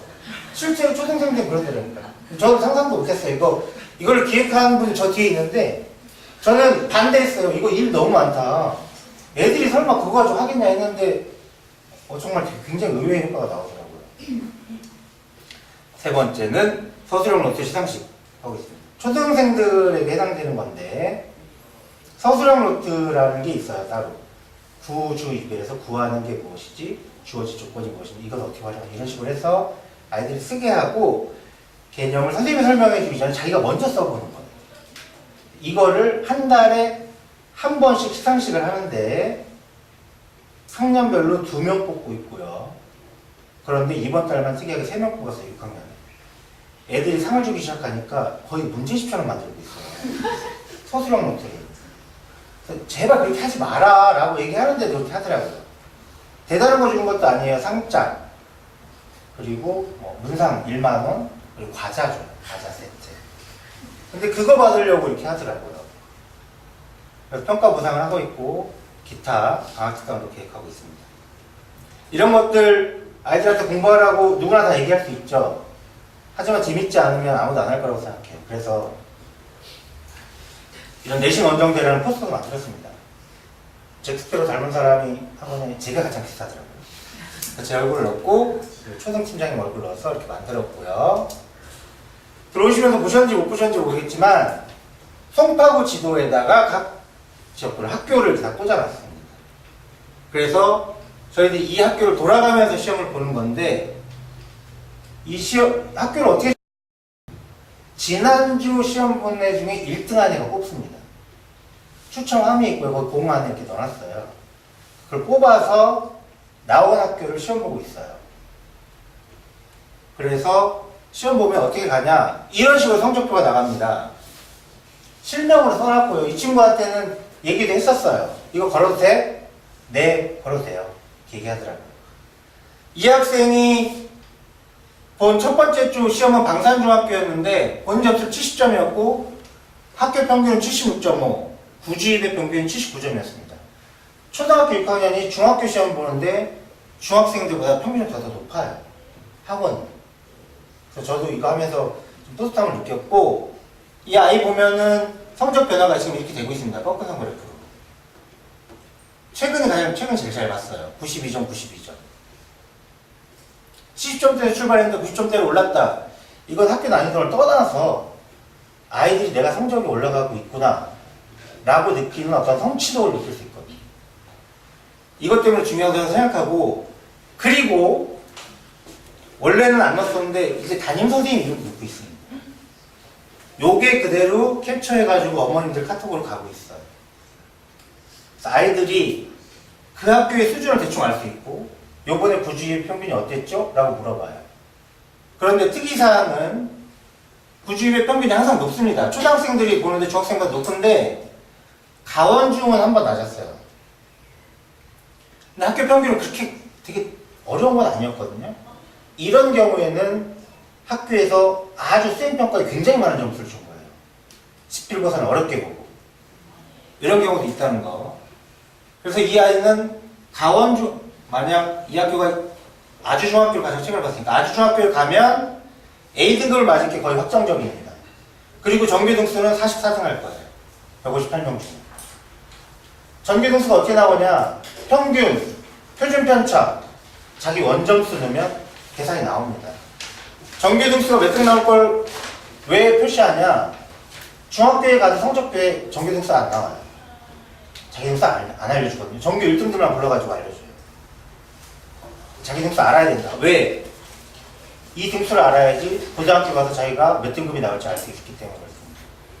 그리고 밑에 졸업생들이 외고 특목고를 몇 명 가는지 알 수 있는 자료를 할 수 있고요. 그리고 시험 본 학교들은 이렇게 해골마크를 해가지고 지도에 붙여놓고 있습니다. 그리고 시작할 때 보셨지만 부지입의 TV 채널에 내신 원정대 시험 본 거에 대해서 해설 강의도 올리고 있고요. 이게 초등 서술형 루트입니다. 아까 말씀드렸죠. 이렇게 진행되어 있어요. 시상식 제가 직접 하고 있고요. 과자 3세트 주고 사진도 찍고 인터뷰도 합니다. 마지막에 방제는 뭔가 볼까요? 관리를 확실하게 하자는데 이거는 지난번에도 한번 말씀드렸는데 아이가 학원을 이탈해서 수업을 들어오지 않았기 때문에 학원에서 자른 경우입니다. 이 밑에 말씀드려 있는데 선생님이 이렇게 보내셨더라고요. 그렇게 하시라고 했습니다. 왜냐하면 그 아이가 다른 아이 수업 분위기를 방해할 뿐더러 선생님을 따르지 않는 아이는 선생님이 컨트롤할 수가 없어요. 그런 아이가 여기 학원을 다닌다는 얘기는 어머님들이 여기다 돈을 그냥 갖다 주시는 겁니다. 아무 효과도 없는데 갖다 주시고 있는 거예요. 그런 경우는 저는 없어야 된다고 생각하거든요. 이건 최소한의 양심이라고 생각해요. 그래서 숙제 안 하는 애들은 저랑 상담도 하고요. 숙제 안 해와서 압박감 느껴가지고 그만둔 애들도 많이 있습니다. 30-40명 정도가 그동안 퇴원했고요. 그러면 성적이 저렇게 아까 내신 원정제처럼 시험을 봤는데 성적이 계속해서 안 나오는 애들 어떻게 할 거냐? 그래서 도입한 게 산소방 클린이라고 해서 조교들과 1대2 매칭으로 해가지고 복습 중점적으로 시범적으로 운영하고 있습니다. 12월 중순까지 해보고 아이들이 평가가 괜찮으면 다음 학기부터는 진행 확대해서 좀 진행하려고 하고 있고요. 실제로 반응이 굉장히 좋아요. 이거는 조교 선생님이 한 다음에 저한테 보내줘요. 수업 내용 뭔지. 누구는 1차 함수 쪽 밀린 숙제 푸는 거 도와줬는데 솔직히 아직은 1차 함수를 잘 모르는 것 같습니다. 예를 들면 어떤 점이 그 함수 위에 뭐 기울기 이렇게 있으면 그것을 계속 말해줘도 잘 모르는 것 같습니다. 문제들이 주로 1차 함수 활용 쪽이나 기본적으로 함수를 알아야 하는데 풀 수 있는데 오래 걸렸습니다. 그래도 이해도가 높은 함수 부분 쪽만 좀 더 강화해야 할 것 같습니다. 이거를 저한테 주면 저는 이걸 그대로 복사해서 어머님한테 줍니다. 왜요? 모른다고 하면 그 선생님 학원의 이미지도 안 좋아질 수 있고 담임 선생님도 안 좋아질 수 있죠. 왜냐면 담임 선생님 누군지 알잖아요. 아까 성적표가 나가니까. 근데 저는 알아야 된다고 보거든요. 문제를 감춘다고 문제가 사라진다고 저는 보지 않아요. 그렇기 때문에 그대로 복사해서 담임 선생님과 부모님한테 그대로 보내주고 있습니다. 이것도 마찬가지고요. 수학을 물어봐야 되는데 초등학생인데 과학을 물어봤어요. 근데 대학생이니까 당연히 과학 알죠. 한양대 다니는 학생이거든요. 한양학생이죠. 그리고 과학 개념을 익힌 뒤 수학 모의고사 풀었습니다. 집중하면 빠르고 정확하게 풀지만 집중하는데 다른 아이들보다 오래 걸려 시간을 주는 것이 중요할 것 같습니다. 이런 식으로 코멘트를 꼭 주고 있습니다. 그래서 저희들이 이번에 여름방학과 마찬가지로 겨울방학 때도 열심히 하자. 겨울방학 혹한기 훈련을 준비하고 있습니다. 수학 몰이 캠프고요. 특강 2시간 반, 유무자 2시간 반, 수업 2시간 반에서 아이들이 7시간 반은 공부하고 갈 수 있도록 오면 그렇게 하고 있고요. 특정 부분의 아이들은 시간이 더 길어질 수도 있습니다. 참고하셔야 되고요. 특강은 선택이라서 이게 줄어들 수는 있어요. 하지만 5시간을 공부하고 가야 된다고 봐야죠. 왜? 수업 들었으면 숙제해야 되잖아요. 집에 가면 잘 안 되는 게 사실이잖아요. 그리고 어떤 아이들은 2시간 반 만에 숙제 다 끝내고 영어 숙제하는 아이들도 있습니다. 독서하는 아이들도 있고요. 그래서 집에서 엄마랑 싸우는 게 많이 줄어드는 경우도 있어요. 왜냐면 여기 숙제를 끝내버리기 때문에. 그래서 겨울방학 때는 요번에 요즘 겨울왕국 2도 나왔기 때문에 거기 포스터에 선생님들 막 합성해가지고 지금 막 붙여놓고 있어요. 교실, 복도, 5층에도 마찬가지로 여기. 아이들한테 우린 이거 할 거다. 너희들은 겨울방학 때 혹한기 훈련 준비해야 된다라고 계속 얘기하고 있습니다. 지금 아주 고민하고 있는 것은 혹한기 훈련 캠프복을 맞출까 말까 이거 고민하고 있습니다. 군복, 교복처럼 입으면 굳이 입을 아이들이구나. 왜냐하면 아이들 밖에 나갔을 때 딴지 못하게 하려고. 주황색으로 눈에 확 띄고. 그래서 뒤에 굳이 입에 혹한기 뭐 이런 거 글자 박아가지고 하려고 하고 있는데 준비하고 어떻게 할지 많이 고민되는데 어떠세요? 네? 좋은 것 같아요. 뭐 맞추는데 옷 만드는 비용이 좀 있긴 있겠지만 저는 가치가 있다고 생각하면 본인들 동의하시면 좀 진행했으면 좋겠다고 생각합니다. 다음 주 안에 정해가지고 말씀드리겠습니다. 이렇게 수업하는 거 실제로 12시간까지 하는 애들이 있는데 솔직히 말하면 아이들 아직 어리잖아요. 좀 솔직히 부담되지 않습니까? 좀 더 적응하면 좀 더 할 수 있을 수 있겠죠. 근데 초등학교, 중학교 말고 고등학교 아이들이 공부를 얼마나 하는지 데이터를 보여드리도록 하겠습니다. 우리나라 고등학생이 일주일에 혼자 공부하는 시간을 교육개발에서 데이터를 한번 취합했었거든요. 제일 많은 게 5시간 미만이 40%가 넘습니다. 고등학생인데. 그 다음 많은 게 뭐냐? 안함입니다, 안함. 그러니까 고등학생이 돼도 5시간 미만을 하거나 안 하는 애들이 전체 60%가 넘어요. 10명 중에 6명은 5시간 미만을 하고 있어요. 그러면 10시간 이상 하는 애들은 실제로 20%가 안 됩니다. 여기 와서 일주일에 7시간 반은 공부할 수 있어요. 무조건 혼자서. 더 하게 되면 더 할 수 있고요. 그래서 공부는 절대량을 늘리는 게 되게 중요한데 정말 공부 잘하고 싶은데 공부를 어떻게 하면 잘할 수 있냐? 공부를 하지 않고는 공부를 잘하는 방법은 절대로 없습니다. 그래서 저희들은 3개월이면 한 학기가 끝나는 시스템이에요. 진도가. 그럼 1년을 다니면 2개 학년이 끝납니다. 구주입에를 1년을 다니면. 구주입에를 3년을 다니면 6개 학년이 끝나요. 그러니까 오래 다니셔야겠죠. 오래 다니셔야 되고 여기에 여름방학 특강, 겨울방학 특강 하면 1년 진도가 더 나갑니다. 근데 아이들이 진도만 나간다고 좋냐? 좋습니다.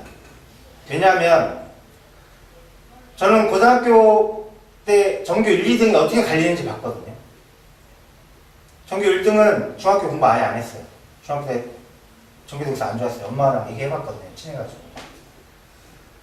안 좋았고 고등학교 공부만 무조건 했습니다. 수학과 과학을 과학 2까지 끝내고 수학을 고3거까지 끝내고 올라왔어요.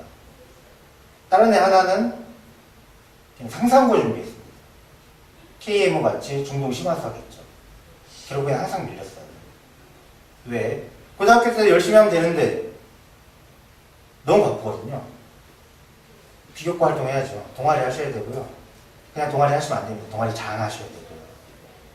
동아리에서 보고서 쓰셔야 됩니다. 창체 동아리 하셔야 되고 또 하나. 학교에서 지필고사 말고 수행평가 냅니다. 그것도 하셔야 돼요. 체육대회 때 그냥 넘어갈 수 있나요? 뭐 하나 해야 되지 않을까요? 독서 해야 돼요. 애들 발표 PPT를 준비해야 됩니다. UCC 같은 거 찍어야 돼요. 편집도 해야 되고. 엄청 바빠요. 그래서 저는 선행이 굉장히 중요하다고 보고요. 그래서 맥시멈은 1년에 3개년을 끝낼 수도 있어요. 3년 동안 9년치의 진도가 나갈 수도 있습니다. 맥시멈입니다. 그리고 우리가 천재라고 부르는 스티브 잡스 같은 아이들이 만약 있다면 공개적으로 말씀드리긴 그런데 학원 내부에서 좀 준비하는 게 이거보다 더 빨리 나가려고 하는 애들도 있지 않을까라고 저희는 생각해요. 그러니까 뭐냐면 이것들은 다 정규 수업 커리큘럼 나가는 거예요. 3개월에 한 번 코스를 끝내거나 방학 때 한 학기 코스를 끝내는 건데 아주 우수하다라고 평가 내리는 어떤 아이는 한 달 만에 고등학교 수원을 끝내는 데 있어요. 8번 만에. 너무한 거 아니야? 너무 대충 나간 거 아니야? 제가 막 담임한테 막 그랬거든요. 충분해요. 잘해요. 얘는. 걔 중3 수상수학 경시대회 본 거 있거든요. 중학교 3학년들이 본 거. 그거 갖다 풀렸어요. 80점 넘게 나왔어요. 그런 애들이 있어요. 아주 간혹. 근데 그런 애들은 어떤 특정 학년에 몰려있는 게 아니라서 이거는 학년별로 다 땡겨와야 되거든요.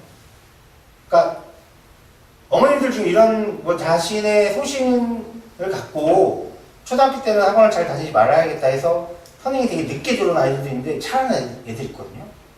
근데 걔들 이 코스 따라가면 고등학교 되기 전에 제대로 된 선생님이 안 끝난 상태에서 고등학교 올라가는데 아주 그런 아이들은 어머님들이 선택 권한은 없고요. 선생님들이 선택해서 차별적으로 불러서 따로 수업을 꾸릴 겁니다. 참고하시면 되고요. 그래서 이거 공개적으로 말씀드리기가 좀 그렇습니다. 근데 그런 아이들은 선별을 해서 아주 빨리 이런 얘기까지 있어요. 최대한 얼마나 빨리 나갈 수 있나 했더니 중학교 과정은 2주 만에 끝내는 게 있대요. 한 학기를. 그런 아이들은 아주 열심히 하는 아이들이죠. 그래서 머리만 좋다고 되는 거 아니라 머리 좋은 애들 중에 성실하지 않은 애들이 굉장히 많아요. 성실함과 수학적 재능이 있는 아이들만 선별적으로 하려고 하고 있습니다. 그리고 내신 원정 봄, 여름, 가을, 겨울 그리고 계속해서 시험 볼 겁니다. 일주일에 한 번씩 계속 보고 있고 원래 방학 때는 안 보려고 했었거든요. 근데 그럼 긴장감 낮춰줄 것 같아서 방학 때 필요 없습니다. 다 볼 겁니다. 계속. 아까 그거 보고 얘기하셨죠? 내신 원정도 플러스 자기 윗학년, 그 위의 학년도 시험을 볼 거고요. 그리고 아이들 중에 지금은 별로 없을지 모르겠지만 독서실 가야겠다 아니면 카페형 독서실 가야겠다는 아이들이 있습니다. 그런 아이들은 와이파이 유목민들입니다. 거기 와이파이 잘 되니까 갑니다. 참고하시고요. 저희들은 그거보다 훨씬 더 높은 수준의 관리를 하고 있고 제가 예전에 프리미엄 독서실 가서 해봤습니다. 한 달에 40만 원씩 받았어요. 막 들어옵니다, 애들. 고등학생들. 애들한테 물어봐요. 야, 이렇게 돈 많이 내고 솔직히 왜 다니냐? 독서실은 가방 갖다 놓으면 안 된다고 하더라고요. 일반 독서실. 그리고요, 아이들 저녁 도시락 저희들이 제공해 주니까 어머님들은 저녁을 좀 주셨으면 좋겠습니다. 이렇게 해서 겨울방학 이렇게 진행할 거고, 이거는 지금 계획 중인 건데, 이거 애니어그램 검사입니다. 아이들 뭐 진로 뭐로 하면 좋을까 좀 검사하는데, 여기 보면 노력 발전 개혁 전문가 있고요, 다정 다감한 전문가 있고, 능력 지향적 박학 다식화 이런 전문가들이 있습니다. 공부 잘하면 박학 다식화는 의사시키실 거잖아요. 그렇지 않습니까? 공부 잘하면 능력 지향적인 의사시킬 거고, 능력 잘하면 노력 발전하면 의사가 될 거잖아요. 그렇지 않을까요? 약사가 되거나 뭐 하겠죠. 이런 진로에 관련해서 하는 것도 있고, 그 다음 성격 유형 검사죠. MBTI 검사. 성인군자형, 세상의 소금형, 백과사전형 있습니다. 이게 실제로 도움이 되나요? 저는 잘 모르겠더라고요. 공부 잘하면 세상의 소금형 의사가 될 거고, 공부 잘하면 백과사전형 의사가 될 거잖아요. 공부 잘하면 성인군자형 의사가 될 거고, 그렇지 않습니까? 실제로 제가 이걸 찾아보니까 MBTI 검사는 아무런 근거가 없다고 조직심리학자가 얘기했더라고요. 그리고 MBTI 검사가 원래 1940년대 칼 융이 지금 현재에서는 검증되지 않아서 심리학계에서 완전히 배제되고 있는 이론을 기초해서 개발했다고 하는 걸 저도 알았습니다. 그리고 실제로 융은 성격은 유형별로 나눌 수 없으니까 이건 그냥 경향이다 라고 경고했는데도 이렇게 하고 있어요. 저도 아이들에게 진로 상담이 굉장히 중요하다는 걸 알고 있어요. 왜냐하면 뭘 해야 될지 모르거든요. 뭐 해야 될지 모르겠대요. 근데 이거 해가지고 MBTI 검사하고 이런 거 애니어그램 검사해가지고 나오면 자기 미래가 잡히나요? 실제로 잡히지 않습니다. 그래서 저는 실질적인 걸 좀 마련해주고 싶어요. 아직 초등학교, 중학교 어디 갈지 결정 안 하셨다. 혹시 이사 가실 의향이 있다. 그러면 이렇게 하시는 게 맞는 것 같습니다. 잠실 중학교는 몇 명이 자율고를 가고 몇 명이 특목고를 가니까 잠실중학교 근처로 가십시오. 오륜중학교 근처로 가십시오. 라고 말씀드리고 싶어요. 한산중학교 근처로 가면 과학고 0명 갑니다. 한산중학교. 볼까요? 잠실중학교는 18%에 해당하는 학생이 자사고를 가고 있습니다. 물론 이제 고인배지 포함해서 가는 거고요. 그런데 이 18% 한산중학교는 어디 갈까요? 특성화고 가고 있습니다. 잠실중학교 왜 이렇게 많이 가냐? 일단 학교 시험이 빡센 것도 있고 지금 A등급 맞는 애들이 막 20%, 30%, B등까지 하면 50% 이렇게 넘어가는데 학교에서 잠실중학교 1학년 때 과거 하고 싶은 사람 손들어. 일로 와 보여. 독서 따로 해주고요. 지도 따로 해줍니다. 이건 학교의 거의 성과예요. 학교에서 시켜가지고. 외국 국제고 4% 가고요. 특수목적고 3%, 과학고 3% 갑니다. 더하면 7%죠. 그럼 전국 단위 자사고 3% 정도 갔다고 볼 수 있으니까 잠실중학교 가서 10% 안에 들면 10명, 100명 중에 10명, 10명 중에 1명 안에 들면 얘는 기본적으로 갈 수 있는 자질이 있는 애예요. 물론 일부러 선택하지 않고 일반계 고등학교 가서 상관없어요. 전략적으로. 하지만 학교에서는 분명히 이렇게 해주고 있다. 다른 학교에서는 못하고 있다 이거죠. 이걸 아셔야 되고요. 그리고 중학교에서 고등학교 갈 때 어머님들이 되게 많이 놓치시는 부분이 있는데 그 학교에 무슨 동아리가 있는지를 확인 안 하세요. 왜 확인 안 하죠? 학생부 종합전형 이런 데 기록이 되긴 하거든요. 이 아이가 무슨 동아리를 하는지. 여학생 같은 경우는 잠실여고 가면 무슨 동아리가 있는지 봐야 됩니다. 그러니까 나의 목표는 만약 의과대다. 그러면 의과대나 뭐 약학이나 이쪽 관련된다. 그러면 보인고등학교를 가면 영자신문 동아리. 이거는 제 2안입니다. 자기가 원하는 그 동아리 못 들어갔을 때 영어는 문과도 이거는 무조건 필요하거든요. 이거 들어가야 되고요. 의학 탐구 동아리 들어가야 됩니다. 잠실여고를 가게 되면 잠실여고는 의학 탐구 동아리가 없어요. 그러니까 학교가 이렇게 차이가 나는 거예요. 벌써부터. 여기 의학 탐구 동아리, 미래공학도 그리고 얘들 의학 관련된 동아리가 두세 개 더 있어요. 여기는 없어요. 다 찾아봤는데. 그래서 생물부라도 들어가려고 합니다. 아니면 여기도 나중에 수학 관련된 동아리 들어가든지. 선배들 따라 창의 수학 체험 이런 데 괜찮아요. 근데 천체과학고 이런 데 들어가면 안 되죠.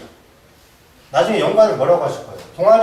동아리나 뭐 자기가 열심히 했던 거 쓰라고 하면 애들 대부분 동아리 활동 쓰거든요. 연계성이 떨어져요, 굉장히. 그래서 저는 이 아이가 만약 의학이나 컴퓨터공학과를 가고 싶다. 그러면 중학교가 이 정도 수준이며 어디 남학생이고 공대에 컴퓨터공학과를 가고 싶다. 그러면 성파 지역에 있는 고등학교가 쫙 거기 있는 동아리 뭐뭐뭐뭐뭐 추천. 거기 옆에다가 교과 관련된 과목은 뭐가 있으니까 거기에 맞는 독서는 뭘 읽는 게 좋다. 라는 프로그램을 지금 기획하고 있습니다. 쉽진 않아요. 그래서 내년 6월을 목표로 하고 있습니다. 쉽진 않을 것 같습니다. 마지막인데요. 매번 보여드린 그림입니다. 여기 이 그림 뭐 보신 분이 있을지 모르겠는데 예전에 트로이 전쟁이었죠. 지금 갑자기 기억이 안 나네요. 거기에 있는 장군이 전쟁을 마치고 고향으로 돌아가는 길에 바다에 쌓이는 인어들이 있는 바다를 지나가야 됩니다. 인어들은 노래를 불러서 선원들을 유혹해서 잡아먹죠. 그래서 아니 그래도 큰 전쟁에 이긴 장군인데 본인 스스로 어떻게 했냐? 자기가 유혹을 이겨내기 위해서 몸을 묶었습니다. 이때. 그리고 선원들의 길을 다 막았습니다. 이성을 과신하지 않았죠. 나는 잘할 수 있어. 나는 누가 뭐라고 해도 친구들이 뭐라고 해도 나는 PC방 안 따라갈 거고 놀러 안 갈 거야. 하지만 그거 안 됩니다. 휴대폰 줘요. 저도 인권이 있잖아요. 하지만 아이들이 이거 누가 카톡을 계속 보내면 어쩔 수 없어요. 그렇기 때문에 잡실 같은 데다 저는 몸을 묶어놓고 휴대폰 소리 못 듣게 귀를 막아버린 다음에 이성은 제가 가지고 있습니다. 제가 아이들 이성적으로 컨트롤하려고 하고 있습니다. 가장 중요한 거는 우주 입양을 생각하는 것입니다. 감사합니다.